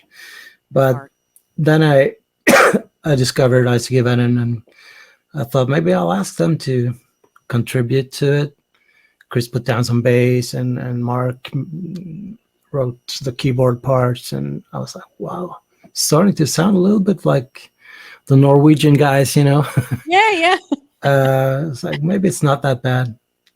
So, and then we wrote the second song, and that was more thrashy, maybe. But the new song, the title escapes me. Unleash the Wolves? Yeah, Unleash Wolves. That's bad. That is, it came out really good. That's what I intended to do from the beginning. Okay. It's the same there. I learn as I go along. Maybe I've always been that way. I just jump in and do it, see if I can do it. And now I know I can sing that way without blowing my voice. I mean, I'm not a black metal, extreme metal singer, but I try. No, maybe but I'll get there someday. The fact that you're pulling it off at all, never mind well, is impressive. Especially again, considering you put that against Racing Paper Planes. My friends and family was like, "What the fuck's he doing now?" Because it's not as easily accessible as Mourning Scars. Maybe but to be honest, when I was 15, 16, that's the kind of music that I listened to. Okay. Like Celtic Frost, I've heard them mentioned on your show before. Rip 13, is a big fan. Mm-hmm. Exactly. Kurt. He mentioned them. That's the kind of stuff that, Okay. It's even more deeply rooted, because I was the only thrash extreme metal kid when I was growing up. Everyone was listening to hair metal, and they made fun of me. You listen to that, it sounds like they put the guitars in the blender, or like the first Metallica and Ride the Lightning and the first Anthrax, and I love that stuff. So to some degree, Dead Deceased is even more important to me in a way. So so I mean, but it sounds like you connect to it on a even more personal level, and exactly. It's cool because it comes from this dark place. I don't know. Okay. Well, I mean, and that's like, when I talk to Mark and Chris and Curtis about Isaac Evanen, and Mark said something very similar, that sometimes that's where I am, and that's the music that I have to make, and it really it always fascinates me that in doing this show and just knowing people in the community, it is often the case that the more extreme, intense, allegedly inaccessible, the band is, the more calm, quiet, down to earth, friendly the people making that music are. Like, I mean, JD, Death Pigeon, who does not love JD? I don't. If there is somebody who does not love JD, send them to me, and I will immediately start hitting them about the head and neck. But I mean, that's one of the best people on the planet, right? Lovely, nice, friendly, warm, funny person. And then you go and you listen to Rewiring of Humanity or whatever, and you're like, or you read the story, and it's like, holy fuck, heavy stuff. And for me, it's one of my favorite things about doing this show. That for the most part, beyond Facebook interactions or, in the chat for the show or whatever, I don't know the people and don't really have talked to the people who I'm going to be interviewing until you sit in the chair and we sit here and we start talking. And I never know what I'm going to get. Right. No. And so I remember it was the fifth and sixth show, I think that we did, were JD from Death Pigeon. Oh yeah. And Mick and Mojo from Shovel Monster. They were the same weekend. And I remember prepping and going, who am I going to meet when the StreamYard link pops up? Because, oh my God. I would be scared myself. I if I was just heard the music. I was more curious, thankfully, but I was a little bit like, am I going to be able to hang? Like, am I going to be able to do this? And it's and like same thing with you, you know, like that you know, if I mean, obviously knowing Mourning Scars first, I believe. You know, by the time I got to Dead Deceased, it was like, okay, you know, I have more of a sense, and you know, and obviously knowing Chris and Mark Who's from this Isaac guy? Event and whatever, but like, it's just astounding to me that this music comes from these people, you know, and that, you know, what you might hear stereotypically about, quote, the kind of people that make black Yeah, yeah. metal, death Oh, metal, yeah. whatever. I have not met a single person that fits that stereotype. And it just tells Yeah. me how little people pay attention to, you know, this idea, oh, it's all just noise, and the guitar and the blender, like you said, they're screaming, or, you know, like I hear people say Cookie Monster or whatever. And it's like, Yeah. and look, I'm going to be completely legit, because I always am. Like, when I first started listening to some of it, I had that mindset of like, what the fuck is this? Blah, you know, whatever. But I had to get over myself in the sense of understanding what metal is doing. And it's not just angry Satan worship, hellfire, screaming, angry, like going to go out and kill somebody kind of stuff. A lot of it is really, it comes from, I think, a very raw and vulnerable place. And so when you said that about, like, you know, the stuff that, you know, you were listening to as a 15-year-old, and the stuff that you're doing for Dead Deceased, coming from a place that's much more personal, I get that now. I would not have understood that a year ago. There's no way. But I that was for me the thing that unlocked black metal, death metal, all that kind of like really intense. Because as I've said before, people were like, oh, you're not going to be able to handle Isaac Event, and you're not going to be able to handle Dead Deceased. And I was like, I am, motherfucker, you know, but I had to have my hook. So I love that you said that, because I can relate to that. Takes me back to my teenage room when I was sitting there, you know, feeling depressed and listening to Celtic Frost, and oh, you know, it was some, you know, some heavy stuff. Yeah. No, and I think that's, you know, we've talked about it on the show with other people, you know, that can be a way to process, that's an outlet, you know, that you can, you know, I think Mix from Shovel Monster said, you know, I do this stuff so that I don't go out in traffic and want to throttle people, you know, and I'm like, and who among us cannot relate to that sentiment, right? But it's like, so, I mean, when you decided to put it together, was it, you know, you said, okay, I have this thing, I'm going to try to write it. You went to them, and like, how immediately, like, had you guys ever worked together on anything? There hadn't been any collabs or anything before that I knew of. Okay, so it just, but it sounds like it just clicked. You guys are all very much on the same page. They were like, wow, this is good. And and when I got the track back from them, I was like, oh, holy shit, yeah, this could be something, you know? Yeah. So you've got the 3 songs out so far. Well, one more is on the way. Okay, I was hoping. Working on it. I'm gonna send it to the guys hopefully this weekend. I mean, I know the new one is really new, so I'm not pushing too hard. It's like by the time this airs, it'll only be it's in the same vein as that one. Okay. Much. So it's more Unleash the Wolves. It's evolving into something now. It's exciting because we don't even know where we're going, or, you know. Oh, I write the songs for this too. But they add their magic to it, you know.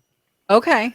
So it's really evolving in real time then. I have no idea where this is going, but it's just fun.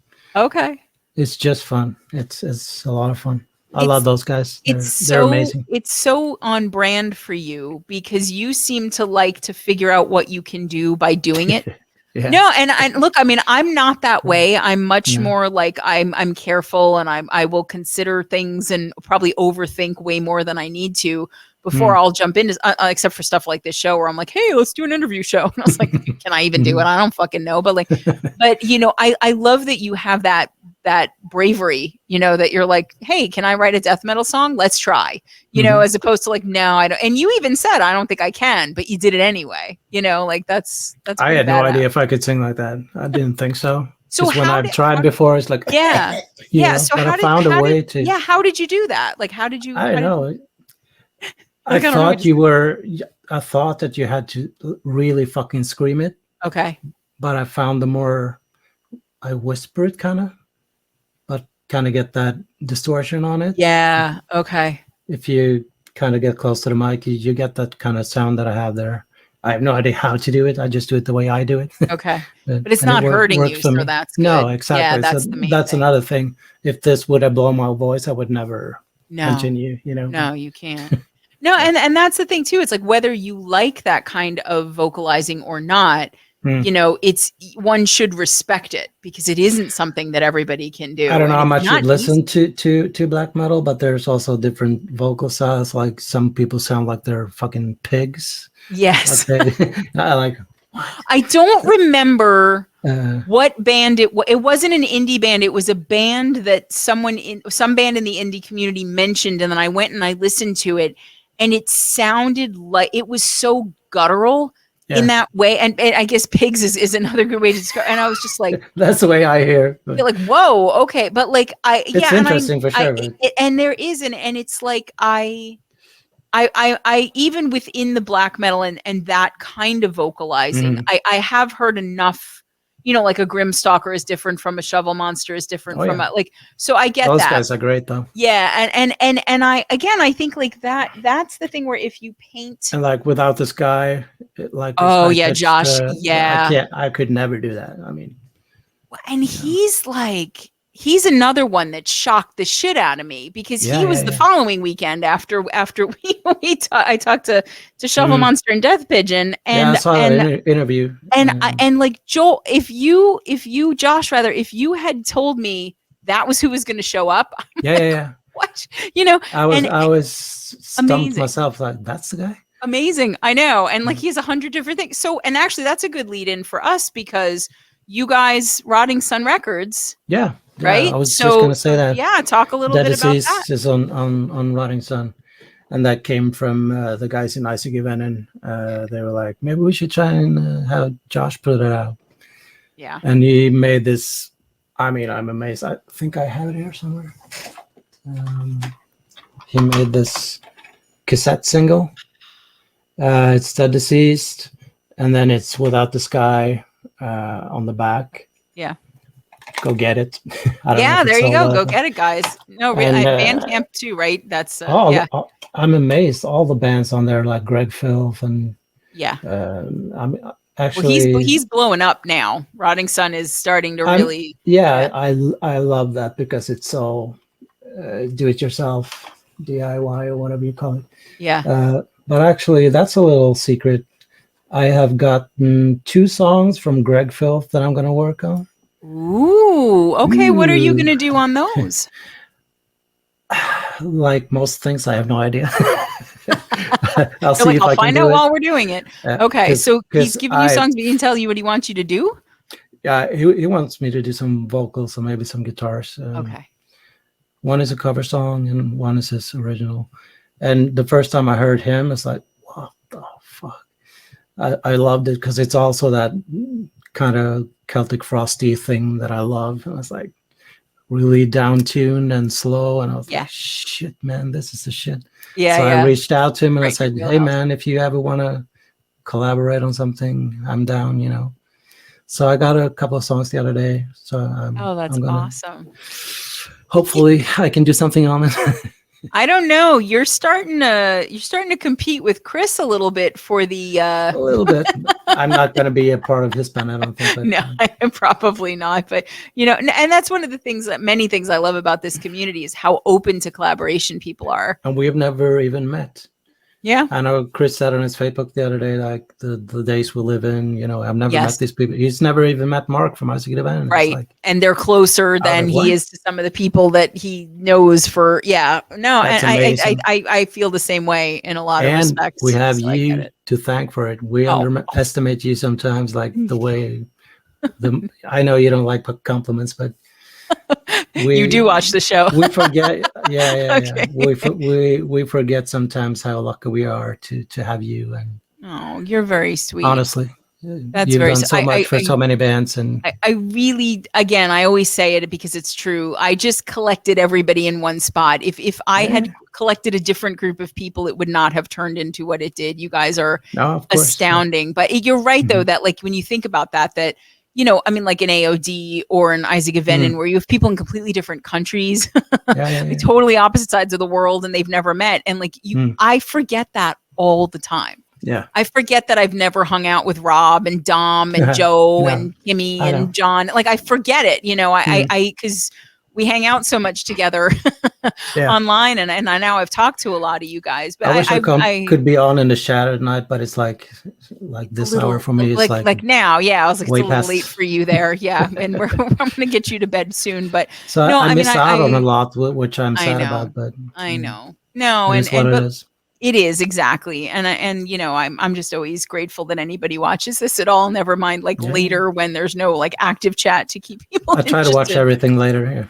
Yeah. No, but I really think, the fact that you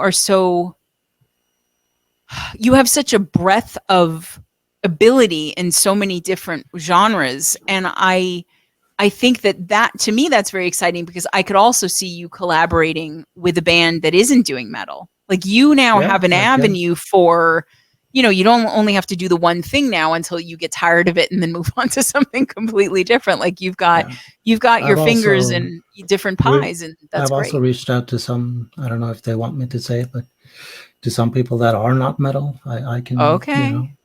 Okay. That's awesome. Okay. We'll see what the future holds. That it was very crystal ball. I liked that. So so I think we covered pretty much everything that we wanted to, but like again, just to make sure everybody's following here. Okay, so I just want to say one thing. Of course. About Dead Disease, Chris, he hates the name Dead Disease. He doesn't get it, which I think is kind of funny. And Mark is like, it's whatever. He's more calm about it. Chill, yeah. It's just, I don't know. I don't know what it means. It just sounds cool. You just decided it was cool. It might be a language barrier. To me, it sounds cool. To Chris, it sounds like shit. I don't know. But it is what it is. I'm not. And Mark would be the tiebreaker, but he doesn't care one way or the other. No. So it will remain a struggle for. No, I like it because it's to me it just sort of like it's we want to make sure this whole thing is really not alive. It's dead and also deceased. That's exactly. Plus, it just looks cool on a shirt. See, so it does. Yeah. You can't argue with that kind of thing. All right, Chris. So now we know the secret is out that you do not like one of your 74,327 band names. Yeah. We get it. It's okay. But okay. So, I mean, again, I really want to make sure that the do are getting all of their homework that they need, because I really do want people to go listen to Flood Horse. I do want people to go listen to Racing Paper Planes, and obviously Dead Deceased and Mourning Scars. But I think you will all appreciate what Richard to be doing now even more when you understand where he's come from. And and even if it has nothing to do with any of that, it's just good music. Like it's just, if Flood Horse were your band now and you had signed up for this show under Flood Horse, I would have been like, cool, kick-ass fucking band. If you had signed up as Racing Paper Planes, I would have been like, wow, I love this guy. Like, he's awesome. I could totally imagine seeing him in like a coffee house in the East Village or whatever. Like I love that you can do that, and that also that you're doing what you're doing now, because it sounds like you did need to come back to it. You had to come back to your metal roots somehow. Mm-hmm. Yeah. And then expand them as well. It's coming full circle. That's it, right? But it has to just be a very big circle, because you're way too young for this wrapped up. You're going to have to do concentric circles or something. Remember, I'm 1,000 years old. That's right. That's true. You are. Yes, you have to get back into your dead deceased. That's where it comes from. Right? Okay, so exactly. All right, Richard, now what you're in for. Because that we end every show. You do, with the little segment that we call In the Vox Seat. And so I'm going to ask you the 5 questions, and what you're in for with the last question, but I will protect you if you need it from the chat. Let's start with the easy one. Maybe easy one.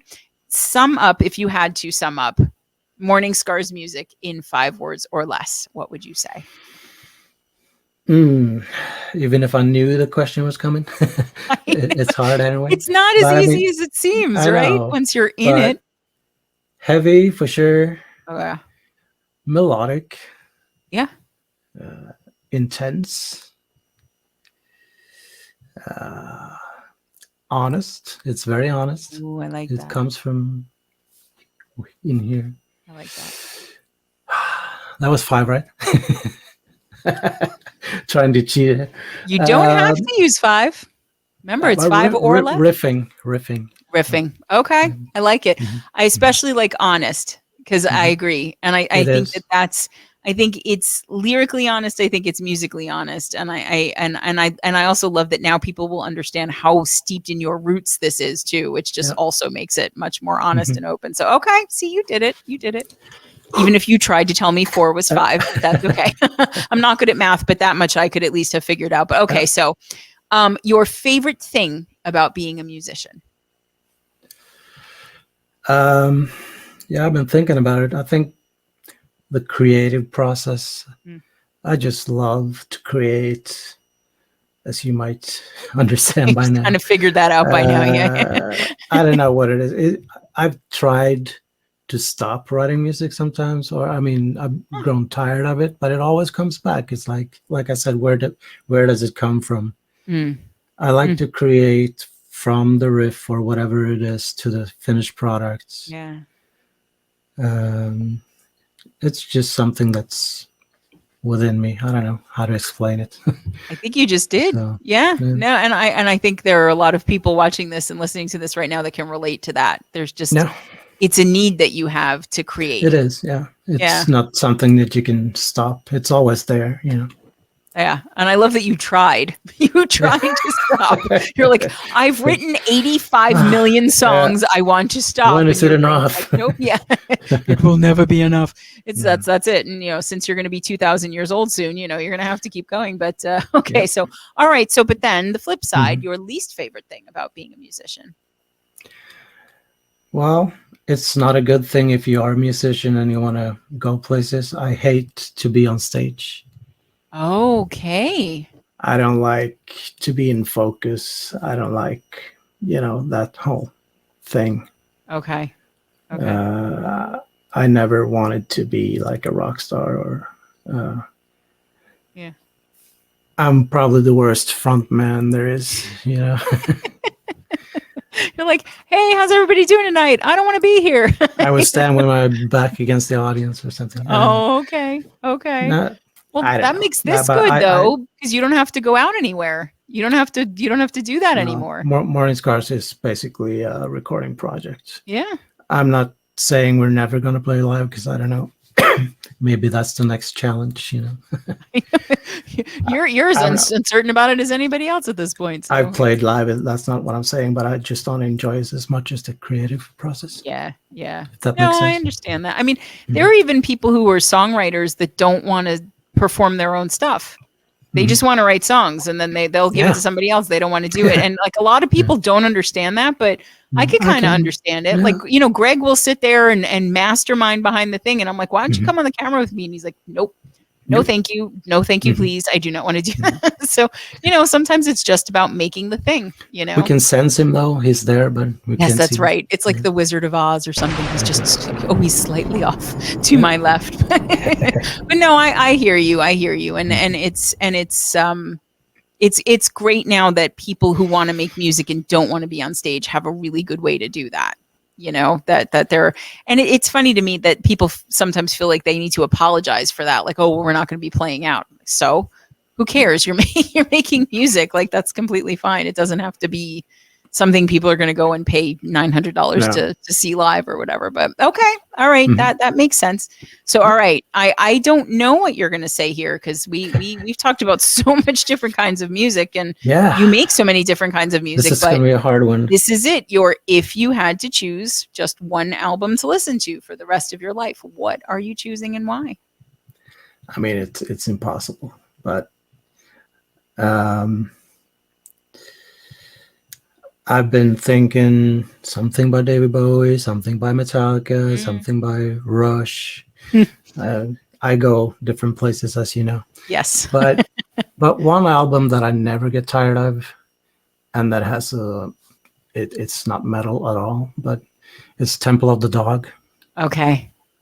Yeah, because it's I could see that actually, because it synthesizes a bunch of different things, which is something you're a fan of. So, okay.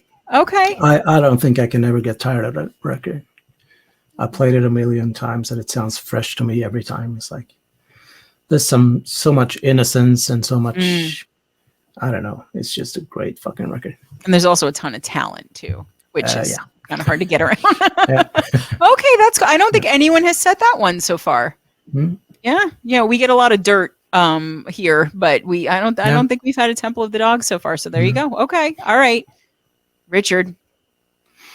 Here we go. Hold on to everything now. Okay, I have to give me a minute here. I have to prepare everyone. All right, Dommy. I have to pour some water. Freaky, just settle. Okay.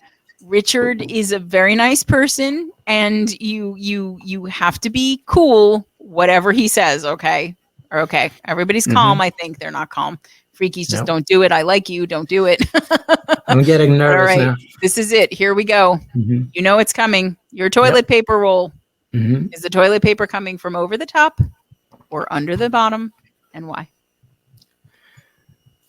I asked my wife that this morning, and she's like, "That's even a question?" Okay, so what which kind of interview are you doing? so which way does it go? She's like, "Yeah, over the top, of course." Okay. And, I said, "Yeah, you're right, because we're not psychos, you know." Okay. I was gonna say, wait a minute, if it's your wife making the decision, maybe it's not what you would do, but okay. So it comes over the top. You are an okay. She was like, but then if it came the other way around, you'd have to, pull it through the wall, like the wall is in a way. She didn't even understand the questions. Like, oh my gosh! So the Mourning Scars household is so deeply entrenched in over that your wife didn't even understand that there was another option. I love it. I have another funny story if we have time. We do. You got to tell about the toilet paper. Tell it, because Dom is crying and Freaky is gloating. So we got. They might like this guy, because I will never understand this. Where I worked, there was always someone who put the toilet paper like from, what do you say, the way the under? The under, yeah. Okay. And we couldn't figure out who the fuck it was. It was like every time I went in there, it was from under. I was like, what the fuck? So I put it back. I would go again, and it was like that again. Who the fuck is doing this? And we figured out who it was. And we didn't confront him or anything, but he invited us to his home to a party. No. And I could not wait to go into his toilet and bust him, I get in there. And what do you think? Where it was over the top. I was like, is he fucking with us? Because I was so sure it was him. I think it was, but I don't know why at work he had to have it the other way around. Maybe whoever he lived with made it be over, and he was just... He was living alone. Really? It's so weird. Okay. Well, how did you come to determine... What was the process of elimination that led you to think that it was this guy? Did you just ask everybody in the office? It was kind of a small place. Not that many people worked there, and all of us were like, "Who the fuck is doing that?" So it was like the only person who was. So yeah, he never, That's so weird. I want to have him on the show now and just be like, just for that one thing. I can ask him. What will you do? Yeah, I still work with him. So. Oh no, he is a weird guy. Okay. So we have somebody who was an over at home and an under in the office, to the point where he would change the role. Yeah. This is approaching Dean from the Other Broken Ones level of just little goblin behavior, but okay. All right. So see, guys, aren't you glad that wasn't, maybe this is just maybe Richard was the one doing it and he's just making up this other person. We don't know. But all right. So you are coming in firmly over Army. Yep. At this point. Okay. Sorry, Dom. Dom, you're never, honey, ever going to catch up. There? We're over 40 for over. Yeah. We're under 10 for under. And I think we're also under 10 for other. And then there's just Dean. Oh, yeah. There is other. Other, we got the people who, want to put it like a paper towel. Or just put it on the back of the toilet, Right. or just, they're happy it's Okay. on the roll at all, or they don't give a fuck or whatever. But yeah, Different kind of psychos. oh my goodness. Well, there you go. This is fighting words, but Yeah. I think it is a clear favorite that you have sided with tonight. So Yeah. there you go. So you have committed now. There's no going back. And yet Yeah. people will still love and listen to you in whatever iteration you are. But guys, seriously, Hopefully. really, I mean, I will be sad if you don't check out Flood Horse, if you don't check out Racing Paper Planes. Like, I really, you're just going to enjoy it, and B, I really think you're going to find Mourning Scars and Dead Deceased even fucking cooler than you already do when you've listened to those and you've gone, holy shit, this is the same guy. This is all the same guy. So Richard, I'm so happy that you came on this show. I'm so happy that you stayed up late and gave me the time. No, I love your stuff. I really do, all of it, like every version of it, everything. And I'm excited to see all of the different things that you don't even know you're going to do next, no, whatever they are. But because I just, I mean, if 6 months from now you put out like a alt rock album, I will not be the slightest bit surprised. If you do actually start rapping or something, I don't think I would even be surprised. Yeah, I'm down for whatever. I'll be the first one on Spotify. But thank you again for coming on, for all the nice things that you said, and for your awesome kick-ass music. Thank you. You're very welcome. All right, guys, that's it. Another Vox and guest in the books. We will see you next time. Bye.